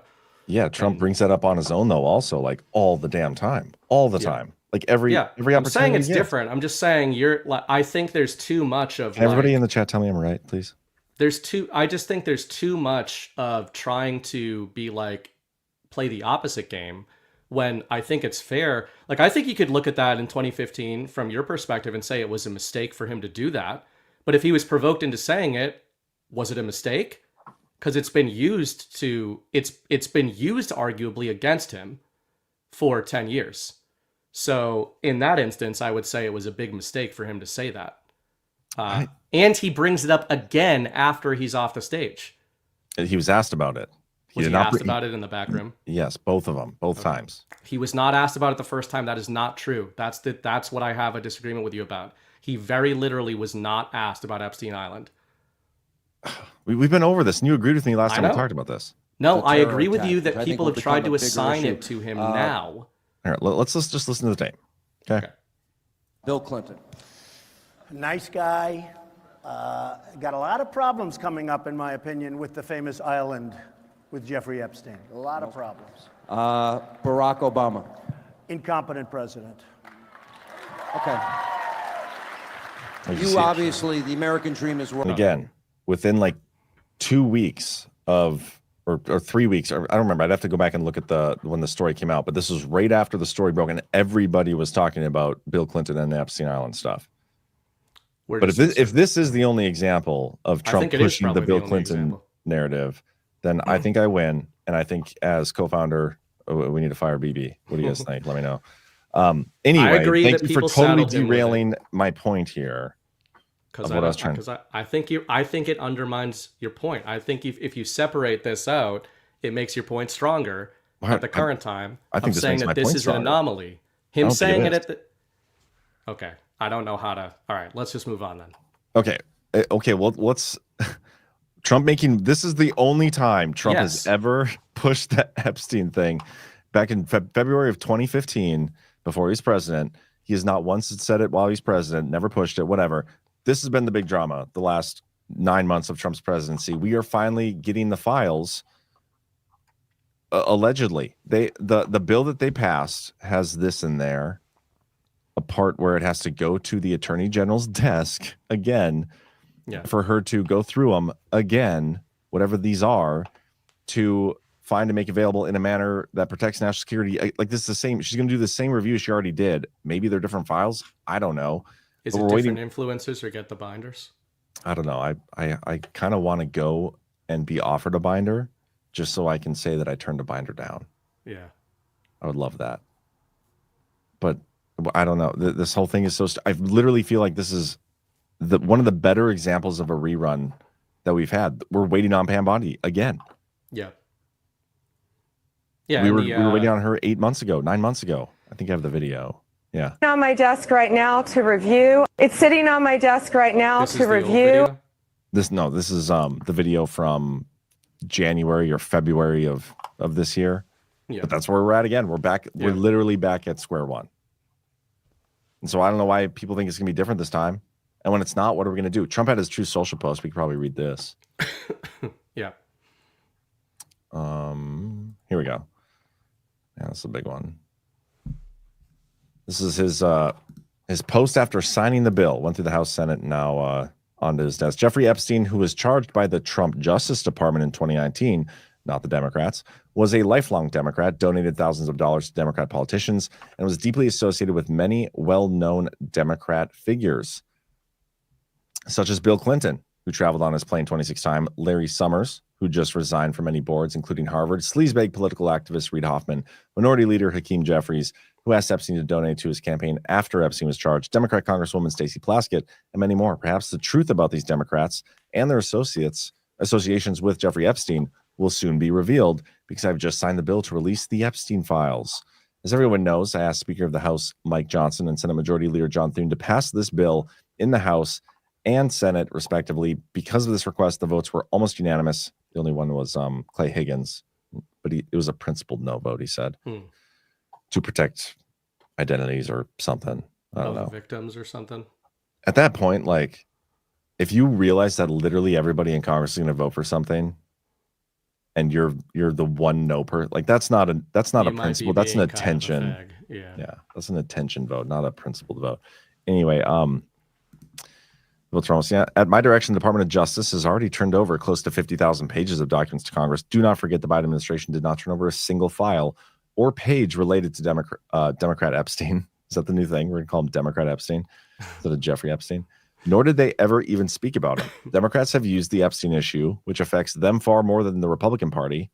Funny thing is, it's one party, in order to try and distract from our amazing victories. And this has been his theme every single time. Every single time he talks about Epstein, he says, don't let it distract you from the following. This is all copy and pasted too. The far more, where am I at? In order to distract you from our amazing victories, including the great big beautiful tax cut bill, strong borders, no men and women sports or transgender for everyone, ending DEI, stopping Biden's record-setting inflation, lowering prices, biggest tax and regulation cuts in history, and ending 8 wars, rebuilding our military, knocking out Iran's nuclear capability, getting trillions of dollars invested in the United States, creating the hottest country anywhere in the world, and even delivering a huge defeat to the Democrats on the recent shutdown disaster. 4 years, our great nation has had to endure Russia, Ukraine, impeachment hoax number 1, impeachment hoax number 2, and many other Democrat-created witch hunts and scams, all of which have been so terrible and divisive for our country and have been done to confuse, deflect, and distract psyops from the great job that Republicans and the Trump administration are doing. This latest hoax will backfire on the Democrats just as all the rest have. Thank you for your attention to this matter. Make America great again. Yeah, I mean, it's that's why I largely still agree about the way he's using this. I think that whatever the truth is about Epstein, it seems like he was obviously trying to influence people in powerful positions, and then this giant legend exists about him that may or may not be true in terms of the island and in terms of what everybody in this community thinks and what I have thought for a long time. So there's people that are like, well, what could he possibly be saying? What could he possibly mean if he's saying it's going to backfire? Like, people are like, oh, well, this is clearly going to expose all these people as part of the trafficking operation. When, to the point about the psyop, you can go either way with it. You could say, yeah, maybe that's what it is. Maybe it's Larry Summers and Reid Hoffman and these people were clients of the Epstein ring. That's possible, like Bill Clinton. It's also possible that if it was a narrative hoax, Democrat narrative hoax, that Epstein was a financial honeypot, more so than other kinds of honeypots, at least that was his most prominent role. Because I find it kind of interesting that whatever stock we put into subpoenas and all this kind of stuff, which is fairly low at times, they often focus on Epstein's financials, which I even saw one today talking about JP Morgan, etc. And I think when people see those headlines, they're like, oh, they were clients of Epstein and the trafficking ring. But that's not usually what those headlines are talking about. They're talking about who he did banking with, where his money was going. Some of the Larry Summers emails are referencing a woman and everything. But like the real scandal there with Larry Summers is more about financial influence and Epstein's influence over him. So it's just to say, there's many ways that Trump could be saying this could backfire on the Democrats. It's not only the possibility of they were all clients of a sex trafficking ring with children on an island. That could be the case, but a lot of people had their hands in sort of the Epstein-Maxwell financial cookie jar and were being influenced through them, and that would be enough for it to backfire as well, which obviously Trump is not among them. Yeah, you know, even everything you just said there, well, I mean, you made some great points. I would even at this point consider that to be like overanalyzing the situation. The biggest way that, to me, this is going to backfire on the people doing this whole thing is that they're no longer going to be able to lean on this as a way to, as Trump says here, confuse, deflect, and distract from the great job that Republicans and the Trump administration are doing. They allowed this thing to become such a huge issue in the movement that like they all had to vote on this. Whatever, maybe that was the point of it all. Fair, that's great, that's awesome.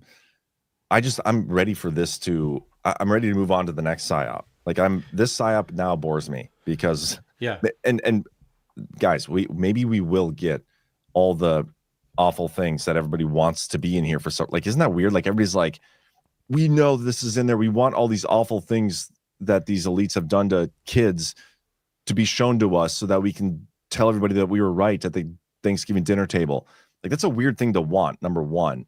Like, I hope this is a nothing burger. I believe it to be a nothing burger, and I hope it's that way because I don't want that shit to be true. I know that pedophilia exists. I know that trafficking exists, and Trump is working his ass off to stop that stuff. But when it comes to this, all the awful things that people are saying, I hope it's not true. I don't want to see any of it. Well, but we'll see. We'll see what happens. We'll see what comes out. On that note, I actually think this is an interesting middle ground. We've kind of talked about this before, but I just happened to see this today as the latest example in this trend. When you're talking about the distraction there, and Trump is talking about it's distracting us from all these successes and everything, right? It's also distracting us from the actual ops being carried out against large-scale child sex trafficking rings. And like, this is actual. This is actual. And I almost think that's the best way to try to approach Q people, people like me who've like, I got into a lot of this through the Pizzagate rabbit holes and everything. Maybe some of that's true. Maybe some of it's false. Maybe all of it's bullshit.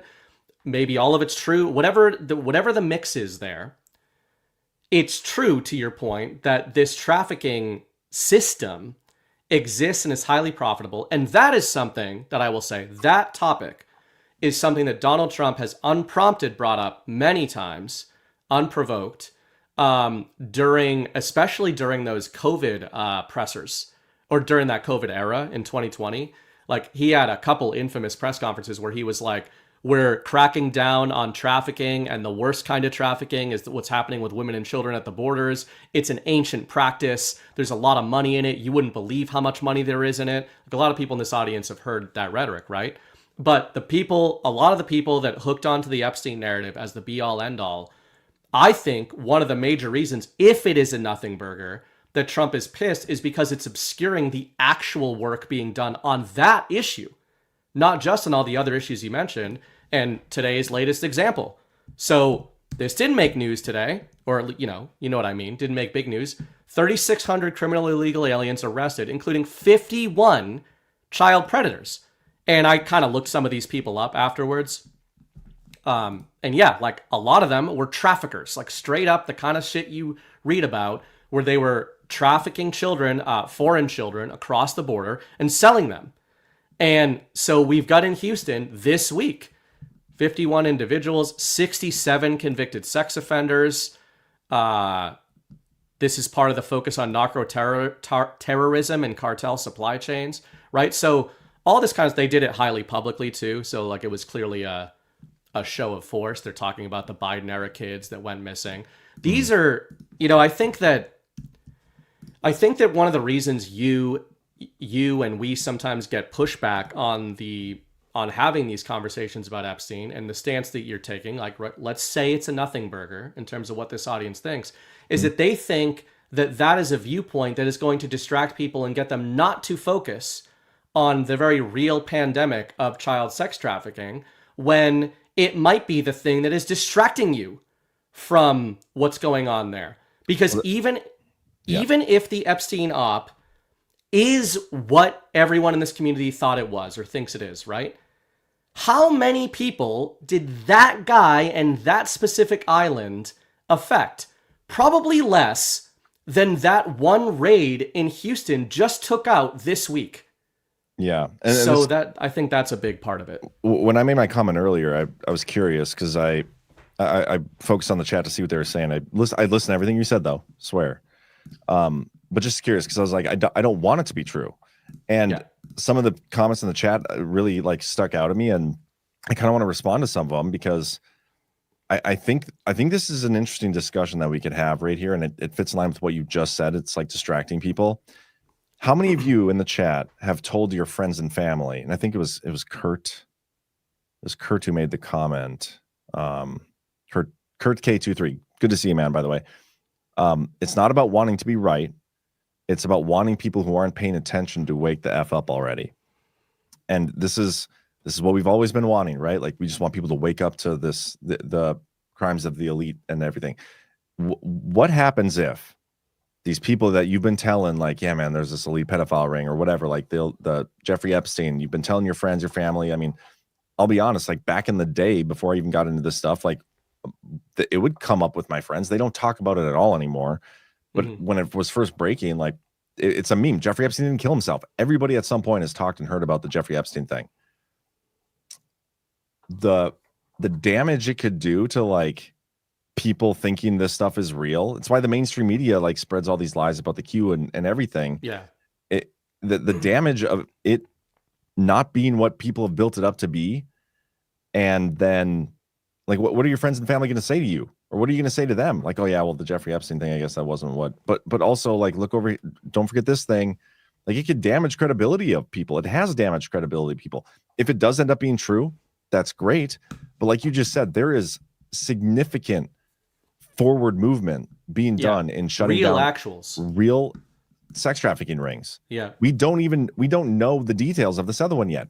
Yeah. And if we did, we wouldn't be asking for the files. I think it was Chris Paul who, said that on a show a while ago, like 8 months ago when this first came out. Like if we already knew all the details of what this was, we wouldn't be asking for the files. So we don't even know what's in here. We just think we know what's in there. And what if it's not what we've been led to believe? I think there's an issue with that, and it's been a psyop either way. Whether it's been a good one or a bad one, I guess we'll find out if we ever get the shit off Pam Bondi's desk. But did I make that point right? Yeah, you yeah. probably And rephrase it better. No, on that note, both Chris and I saw Golden Age say a couple things that I think are interesting. Golden Age said people don't just want sex trafficking, they want celebrity sex trafficking. And Chris said everyone is obsessed with celebrities getting in trouble. Now, again, you should be able to engage with this topic without letting it hurt your feelings of on which side of the op you fall on, of what you think about Epstein. That's why I always try to argue from like the other person's perspective and take their premise. And let's say that the Jeffrey Epstein sex ring rumors are what this community thinks they are.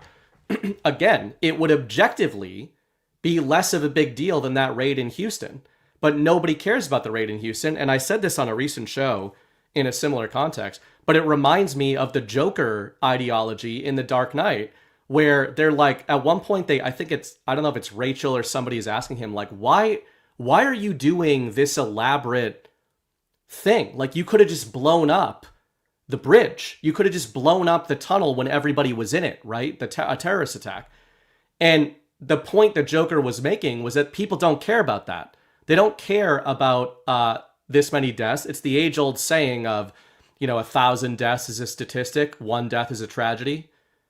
And I think there's part of that baked in along with this celebrity thing for people. Like Epstein, who was on the island? Jimmy Kimmel? What about this celebrity? What about that celebrity? It's like, well, who you don't seem to give a shit about? The general you, and including me in the past, people fall into this.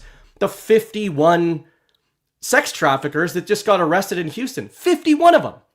How many more do you think there are out there that their career is trafficking children in the United States, right? And we focus so heavily on the elites. Guess what?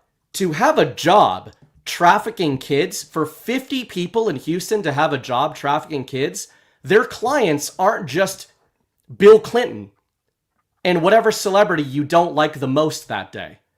Like, their clients are people down your street. They're people who go to your school. They're people who go to your fucking bank. Like, co-founded your media company. Yeah. This is, and I think that's where Tom Homan, Donald Trump, and I think it was Mike Davis who had said recently, like a few months ago, if there's any real earnest pushback within the administration against the Epstein narrative in the paradigm where the Epstein thing is what we thought it was, they still might be angry that it's being talked about so much because all those other things are not being talked about. There's 2 comments in the chat I want to address. One from Golden Age says Epstein equals QAnon. What I meant by that, to clarify, is the way the media talks about QAnon is they throw so much bullshit into what it is when they present it to people that people look at it and it's like, oh, there's no way, right? And then they miss the truth of the matter. But whatever, it's a psyop. The way they present it is a psyop, so people don't go after the truth. That is what I meant when I said like it's similar to that. The Epstein files. There's so much stuff that to me looks like bullshit surrounding the story that it's distracting from real issues. And then another one, Badlands media fan John, have you ever had a firsthand accounts from individuals that have been sex trafficked as children? Yes, I've talked to one before. And then it seems unkind to deny their experiences. That is not at all what I just did. What's happening? That is not literally at all trying to what I make just the did. opposite point. Well, let me speak here. What I'm saying is the story we're being told about all these elites and everybody that's involved in this, the mythos that has been built surrounding the Epstein story is potentially not true. Like everybody that has been selling this story and making a lot of money too, doing it with the podcast and whatever for 10 years with this Epstein story, we may not ever get the results of that. Whatever comes out of these files, it's never going to be good enough. That's one thing I know too. No matter what it is, so many people are going to be in denial because of what they've been sold on this Epstein thing. I'm not saying that the trafficking and pedophilia stuff didn't happen. That is not at all what I'm saying. I'm not denying their experiences and testimony or whatever, because it did. It just might not be to the level that a lot of people said it was. And that's been a huge distraction for years now. But we'll see what happens. But yeah, I'm not denying that. Yeah, and I was just going to say the damages, the hypothetical damages both of us are alleging in that scenario of Epstein not being what people thought it was, is the lack of credibility about real trafficking operations that are being cleaned up. So it's not just that we're not denying that, it's that we're saying that is what should be focused on more. Yeah. So yeah, but you know, people assign opinions. Yeah, and I don't think that's what necessarily a Badlands media fan was doing. He responded, didn't mean to accuse you of having denied their stories, but it just came off that it did come off that way. But I've heard two firsthand in-person stories completely unrelated. The one person I knew or know, I guess I haven't spoken to him in 4 years or whatever. When I first got in, started doing shows and stuff, somebody wanted me to interview this person. Didn't end up doing it, but it wasn't an Epstein victim. You know, and I've seen the interviews or whatever of some victim or Guthrie or whatever. Like I've seen her, you know, some of her stuff, but it's real and it happens all over and it's much more pervasive. But everybody's so focused on this one thing that we don't even know for sure if we're being told the truth about, which is concerning. I guess we technically don't even know if we're being told the truth about these other instances of these people being wrapped up, but some of those I choose to believe when you get the local reporting and the documentation on it and the lawsuits and whatnot. Well, those ones would objectively, even in our like fake and gay framing sometimes, there is a certain degree of like, if police are reporting a raid of 67 whatever, like they are filling all that stuff out. Like you could just talk to a cop who was in that raid and it's like, yeah, this stuff is real and this is what we did. So it's harder, to your point, to judge the reality or lack thereof once celebrity enters the picture.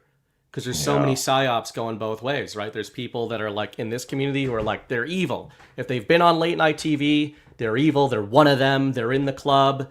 And then from the other side, if you're like liberal minded or a never Trumper, you're going to be like, no, all those people are pushing back against the orange man. They're the good ones. It's the orange man that's wrapped up in the corruption.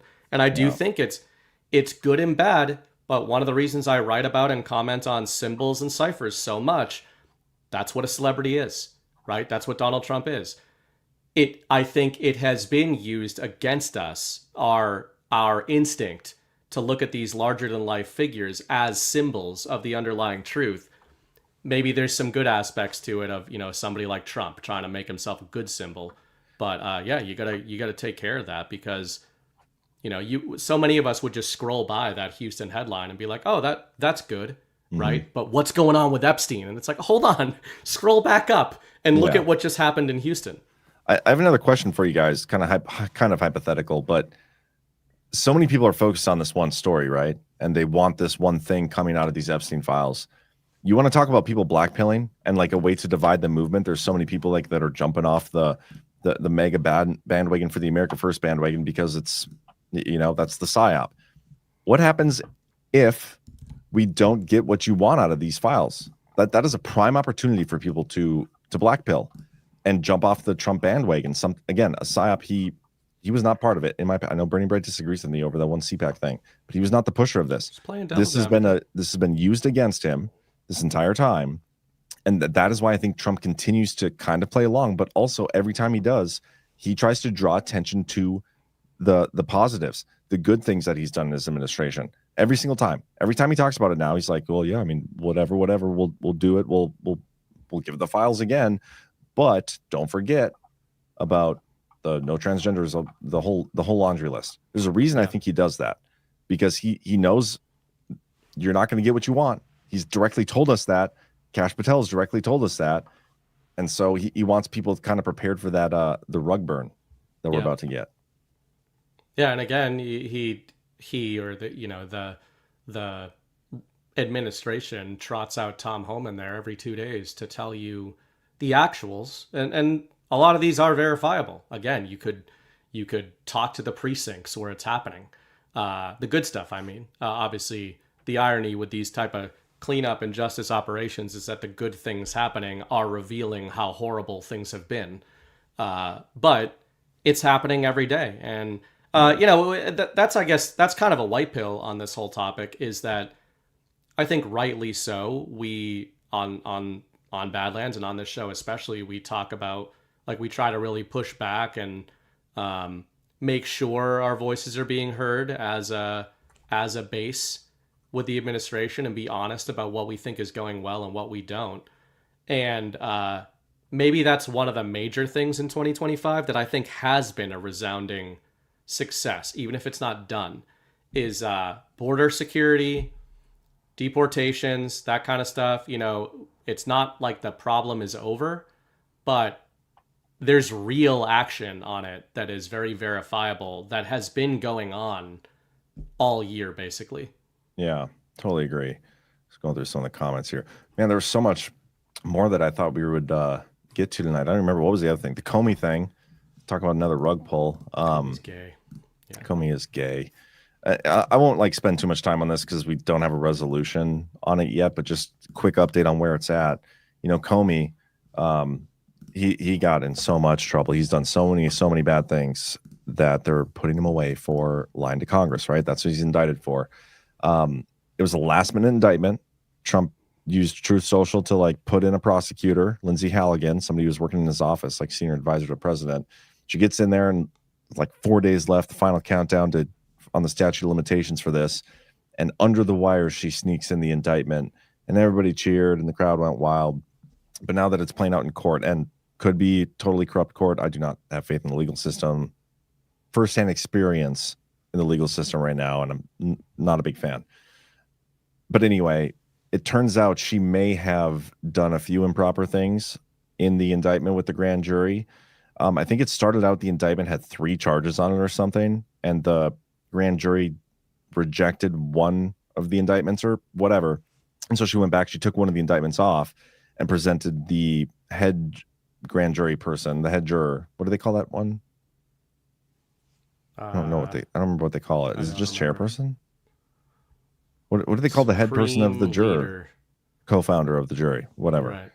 The co-founder of the jury gets the sorry, it's getting late. I'm tired now, so I'm having a stroke as well. Yeah. The head juror, co-founder juror gets the new indictment with only 2 things on there, 2 charges, and the foreman. Thank you. And he signs it. And apparently they didn't show the rest of the jury that thing to sign off on. That's the allegation, and she kind of admitted to it.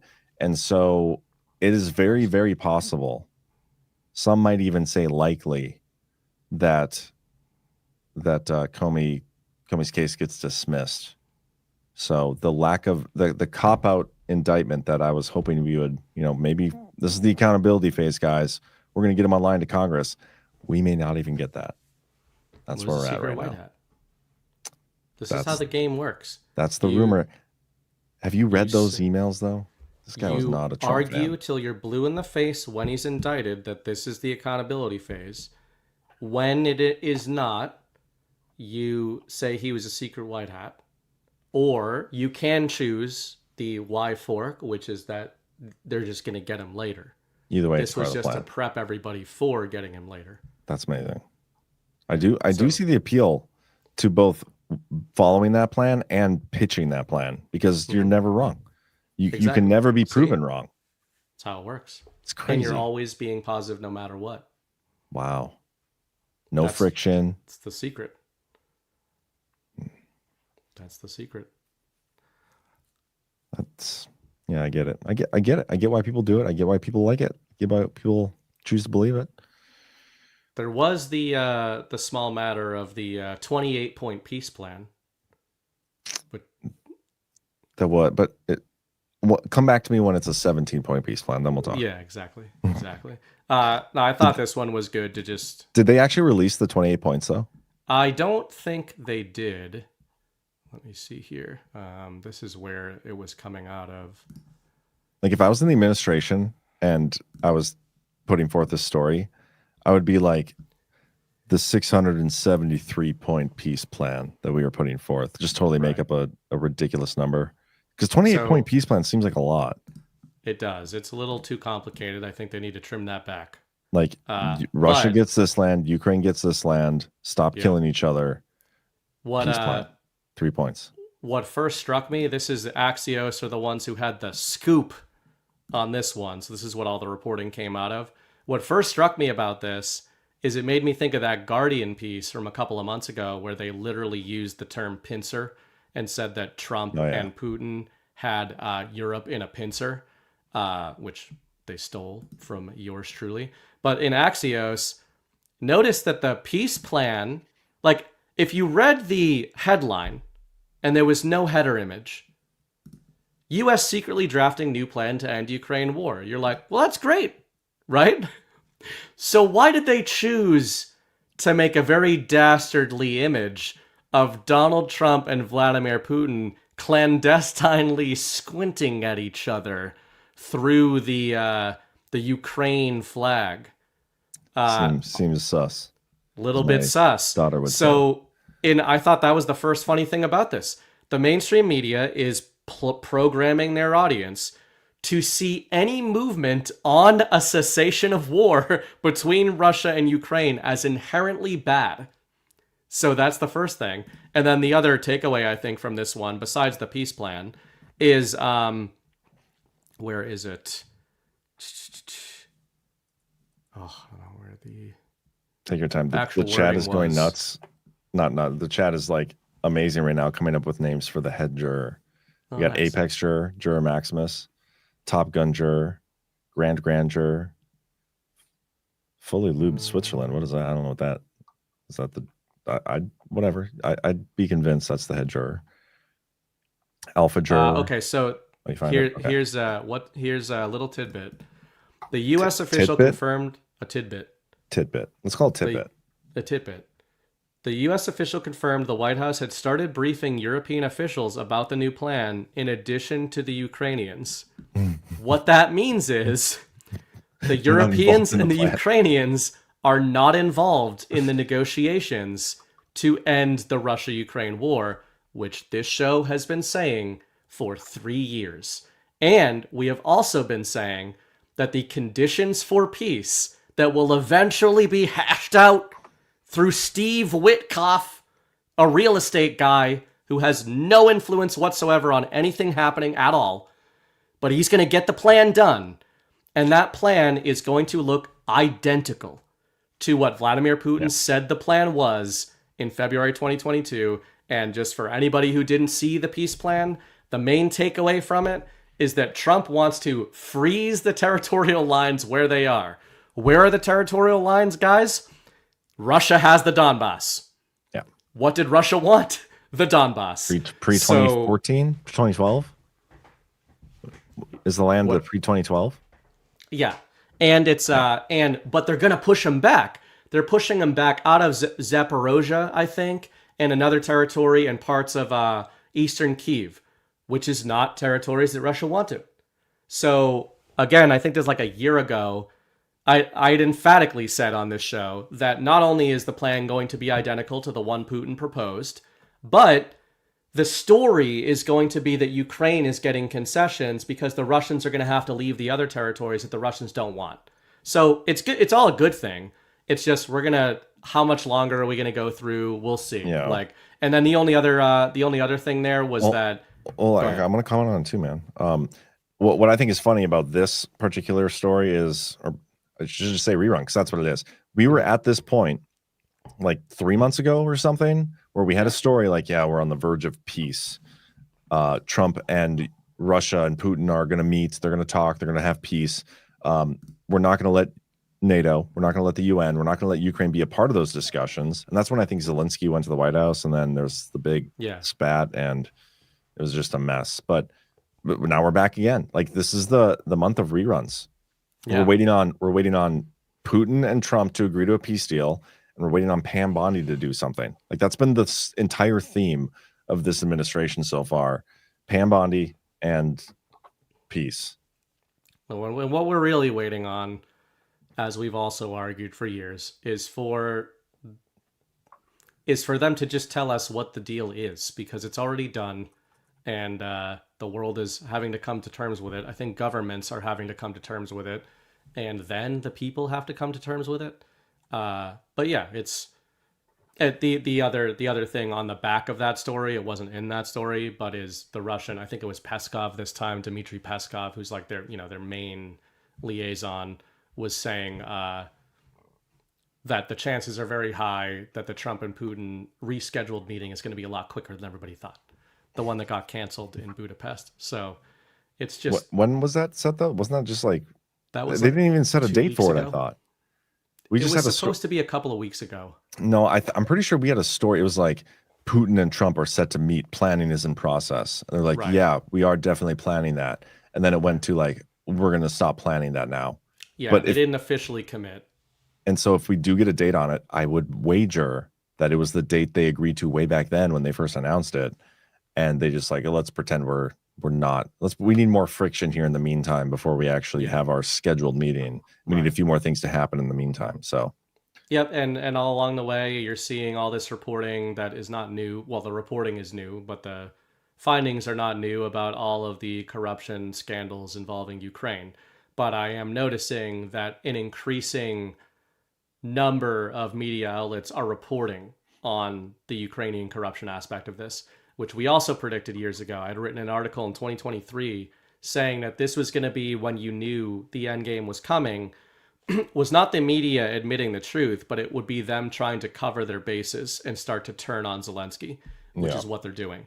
So they're not doing that because they suddenly... Yeah, it's another rerun. They're not doing that because they suddenly want to tell people the truth.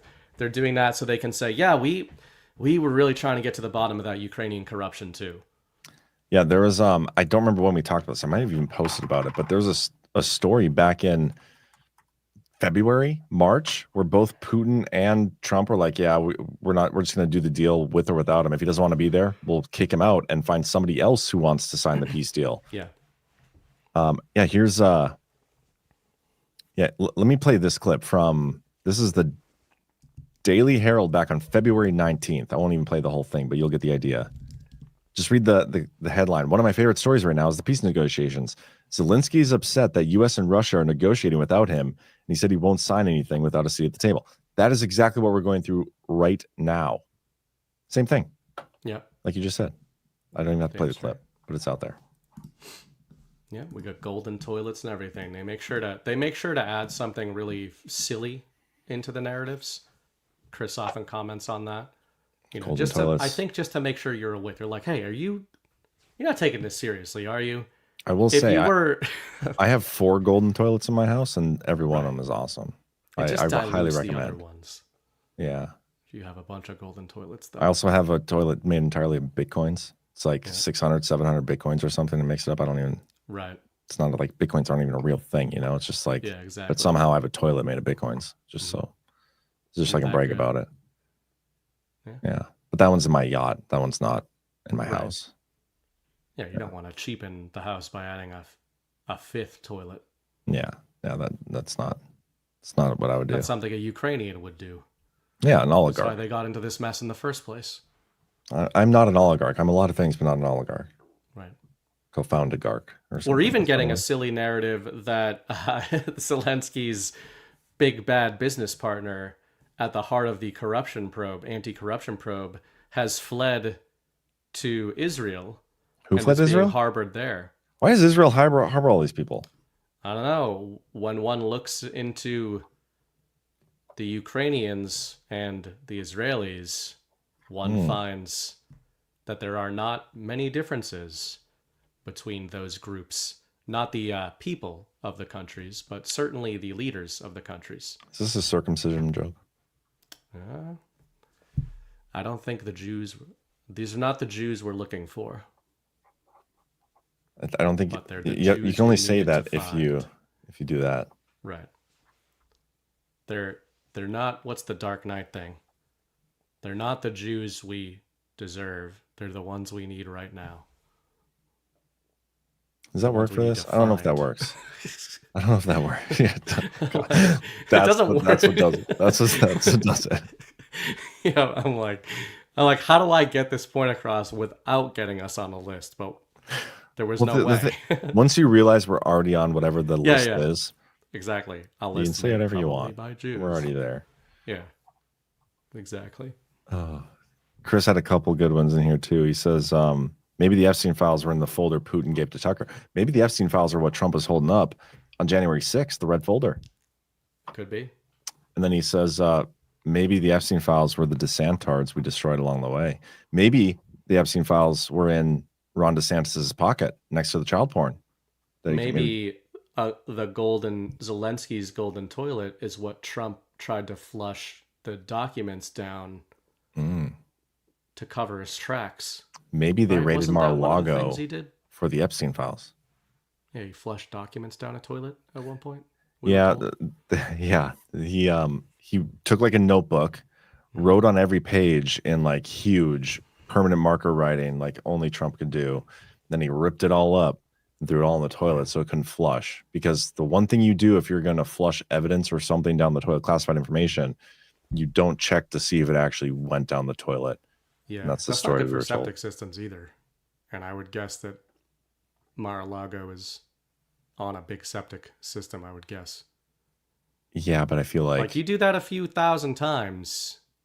Yeah. And you're going to cause some issues for whoever purchases that property next. I wonder what's worse for a septic system. Is it classified documents or is it tampons? Stumped you. I win. The one time I've ever been speechless was that. I don't quite know. Don't know how to answer that one. Do some research. Write a Substack on it and get back to me, okay? Other thing I did want to say, we have an official name. I was hoping you'd have more, so. Yeah. I see what they're doing, and they are trying to get... What is going on with that? Oh, never mind. I had the cursor on where my video is, and I was like, there's a tiny white hand on my wall, but it was my cursor on my computer screen. So it was not on my wall. It was, dude. It was a figment of my imagination. That might be worse than last week when you stroke, yeah. When you calmed yourself. A second stroke. What is this hand on my wall? I think they come in sequences, don't they? Anybody that's had strokes. Well, these motherfuckers are trying to do everything they can to get away from the Sovereign Alliance branding. I see it a lot out there. Nobody wants to say the words. So now they're using multipolar alliance, which sounds super gay, by the way. But fine, that's what the Chinese are going with, multipolar alliance. And now Trump is coming out with a new one. He dubbed Saudi Arabia, quote, a major non-NATO ally. An MNNA. And they are using that as an official designation. So on a serious note, it's confirmation of the Sovereign Alliance. He is now designating non-NATO members as official U.S. allies, which is, I wrote an article called The Axis and Allies Inversion in July and said this was going to happen. And now this is happening. But the branding, awful. Yeah. Just say it, Trump. This is what Trump does, though. He like goes through a process of like nicknames and stuff. And you start with like the negative one, which is like okay, these are my allies, and so these are my non-allies allies, and eventually it's going to be two separate groups, and they'll have the separate names, and then eventually like those will be the this group allies, right? Yeah. Like so eventually like it'll be the Facebook non-sovereign alliance relationship allies. status. It's complicated. Yeah, like that's kind of where it seems like we're at. Which again, draw the line, connect the bridge. Saudi Arabia are obviously aligned with Russia and China, so Trump is officially designating them an ally, and with real moves, military moves, to codify that relationship. So I think the most interesting thing of the last 5 minutes here is how many people in our chat have had experience with a tampon destroying their septic system. Like women. Everybody's got a story. I have to unclog my shower drains twice a year because of Mrs. Bright, and it's horrible. It's horrible. Yeah, have you ever done that? No, but it's bad. Wait till your daughter gets older, starts losing all her hair. I thought they were supposed to like not. They're not that hairy. I guess the hair from their head coming out. Yeah, that's what it is. I'm more like these are tampon stories, not hair stories. So I don't know. That's I'm a little more concerned about that one tampon thing. Something illegals and minorities do frequently. What? Flush Septic tampons stuff down toilets. Oh, I think I meant like take the jobs where they fix the septic system. Animals. Yeah. Well, that too. I actually got my septic pumped a few months ago, and it was a white guy. Really? Just doing his job. Good for him.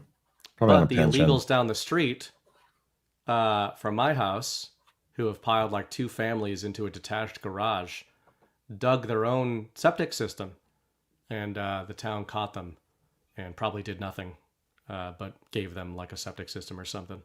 Probably gave him a permit for it. There's a story the other day, and I promise we'll get to like the rants here after this. There's a story the other day of this like guy, I don't even know where it was, and I'm paraphrasing this because I don't want to search for it. But this guy in this like suburban neighborhood, this Chinese guy, he like goes to the city, he gets this permits because he wants to add an addition to his house. And he has like a freaking 3-story apartment building just next to his house, and his neighbors are like pissed. But the city allowed it. Is that the Virginia one? Maybe. Yeah, I was talking about that on Sunday night. Man, I would be so fucking furious about that. Yeah, like what are they doing? Let me see if I can find the story. How do I search for this? Chinese building permit, 3-story. I guessed that they were Indian. Ghost and I guessed Indian. Pretty sure he was Chinese. Yeah, here we go. Maybe this is a different one. No, that's it, I think. Mike Nguyen. What is that? It's pronounced Win. Nguyen. Which is ridiculous. That is a Nguyen in English. That is the one. So it's a Chinaman. I thought for sure it was an Indian. Look at that. That's hilarious. I mean, hey, if the city's going to give you a permit to do it, hell yeah. I'd do it too. You know what? I'm going to go to I'm going to go to the city and ask if I can build a freaking, I'm going to try to get a permit for a skyscraper. I'll go as high as they'll allow it. Yeah. This is a commentary find on somewhere to park all that money. I'm going to have a golden toilet on every floor. 2 of them. Damn straight. But anyway, yeah, Nguyen. That's China. That's a Chinese name, isn't it? What's her name? I think it's like Southeast Asian. And I think it's pronounced Win. There's a lot of fighters with that name. I'm not asking for how you pronounce it Nguyen in China. I'm asking for how you pronounce it in America. Pronounced Win, which is ridiculous. But Vietnamese. It originates from a Chinese surname, Ruan. But yeah, it's Vietnamese. This is kind of crazy. We're looking it up. The surname Nguyen originates from China and has a long, complex history intertwined with Vietnamese and Chinese cultures. Must be a very popular last name. It is. It's like if you're covering fighting at all, and I'm not. These other countries all name each other the same thing. So by that I mean non-white countries all have the same names. So like in South America, it's like Rodriguez. And in Brazil, you'll get Silva. And out in Southeast Asia and in Vietnam, it's Win. Everybody is a win. That's kind of crazy. Ash, we should talk on Holy Lands. I think we've talked about it before, but it's kind of crazy that you have to get a permit from the city to build up on your land anyway, in the first place. Air rights. Great. Anyway, let's we got any boosts? If you got the boosts, I'll get the rants. I do. The boosts, we got Lionheart with $100. Hey guys, been meaning to mention for a while now, perhaps do an AI segment on DPH one of these days. I'd love to hear an in-depth take from any and all of the three of you. Have you seen the Mercy trailer yet? Check it out when you can. God bless. I don't think sounds like an outro. Mercy trailer. Sounds like an outro. I'll pull it up. Or hey, Chris Pratt and Rebecca Fergus. Or we could do hunting season. Mel Gibson. Direct to digital DVD. I don't know, but this is the first thing that pops up. It so looks like it. I can tell by the thumbnail. That shit's not going to theaters. I'll tell you that right now. And then we got 1027 JS, $20. Thank you, Jon and BB. Thank you, fellow North Dakotan. North Dakotan. I don't think you get to say fellow Dakotan. Could be, though. It's not her. And then Chris 10 sent $17. So sorry you're going through the legal shit show. Thank you for giving us the basics. Happy Thanksgiving to all the bad lads and bad lasses. Well, thank you very much. Appreciate that. Appreciate that a lot, actually. All right, let's do some rants here. Micro Toolmaker for $55 says, where we go one, we go all. Thank you, sir.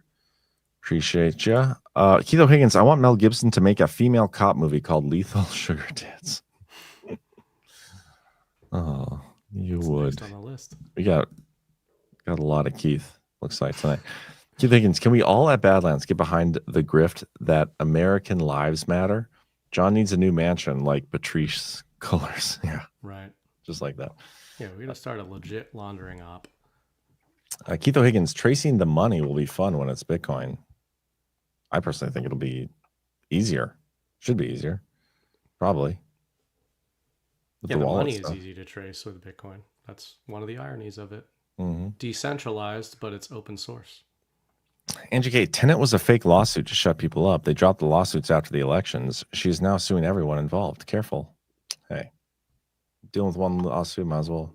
I can handle a few more. We didn't make any accusations. We just commented on the accusations that were made. And what? Because you just implied that we did make an accusation? We're going to sue you, Angie K. Yeah. How dare you? Expect a letter. Yeah. A completely meaningless, unenforceable letter to arrive in your mailbox. Yeah. Our Watrous 01. What happened to Bolton? Crickets. All MAGA is quiet. That's a great question. Nope. I think the punishment for John Bolton, by the way, should be they make him shave. Yeah, just like, one half of his mustache. Yeah, that'd be funny too. Like acid it so he can never grow it again. Mm-hmm. Jay Drake 83, good to see you, man. You guys should be watching his show on Sundays. I know there's not much good content to watch on Sundays, especially on Badlands, but there is one thing, and that's John Drake's show, No Treason Podcast. For the first time, I watched the episode this last Sunday, and he does a great job. You should have him on the narrative one of these days. I tried to book him, and he was like trying to big time me.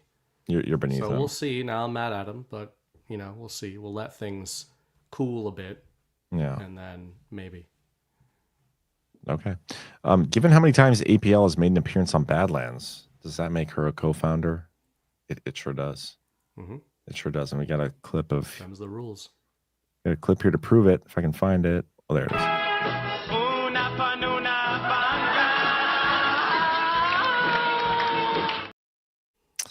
Keith O'Higgins says Houston should be called the home of the P. Diddy Oilers. Clever. Badlands Media fan, I appreciate you both and your perspectives. They are much needed. Thanks for the friction and scissoring. Nice. We need to make that catch on. Keith O'Higgins, as co-founders, we get strokes too? Badburningtoast.com. Yep. Everybody gets a stroke. You watch us long enough, you too will be having strokes. Books and coffee, no matter what deal is presented, you have Zelensky acting like a diva who will never agree to anything. You need to get him out of there to resolve the conflict. Bingo. I think that's part of the narrative play here. Is Zelensky is a human humiliation ritual himself, and we'll see how long that goes on. Yeah. And then Heather J. Jones 1 says, John, give us a place to donate to the tip jar. I don't know what you mean by that, because you give a Rumble Rant, that is part of the tip jar. The Badlands Boost, if you click Be a Badlander, that's monthly support. I mean, lots of places you can support. Substack, you get rants. If you're referring, we don't tend to fundraise for lawfare campaigns, if that's what you're referring to. Yes, if that's what you're referring to, we do not. Thank you for supporting us the way you guys all do. It's much appreciated. All right, we got the trailer, and I don't know why it starts with like them introducing themselves. Usually end with a streaming movie. Whatever. Okay, Mercy official trailer. This is gonna be the outro because of who left this boost? Was it Lionheart? No. Let me I think it was because he was the one who left the AI thing. Oh yes, it was. Yeah. It was So Lionheart. we're gonna end with this. Do us a favor, hit that thumbs up, and I will see you guys tomorrow at 1 p.m. Eastern on the Daily Herald, and you'll be back Sunday without John Drake though, because he's too good for you. Matt aired, but he was trying to big time me too. He's back from Russia. Is he back from Russia? We're going to talk about Eric's trip to Russia. He messaged me today that he's back from Russia, and he's going to do like a couple months stretch of taking a Monday slot, like 5:30 or something, to talk about Matt Ehret stuff. I don't even know. Talk about the loony, probably. The toonie. Just how his day was. Just gonna be Canadian money. I don't know. I don't know what he's going to talk about, but it's going to be great, I'm sure, because he's great. So let's watch this and get out of here. Good night, everybody. I'm Rebecca Ferguson. You're going to freak out when you see the trailer for our new movie, Mercy.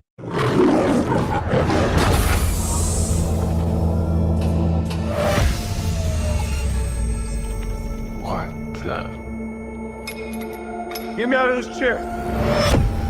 Detective Raven, I'm Judge Maddox, and this is the Mercy Capital Court, a judicial system powered by artificial intelligence. Hold on, just wait a second. With crime rates soaring, lawmakers voted for Mercy.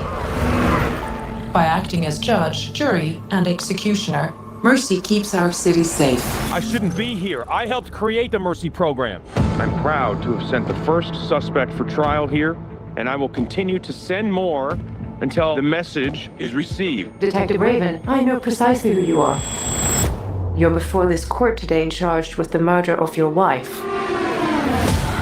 Oh my God. Your guilt must fall below the 92% threshold, or you will be executed in precisely 90 minutes.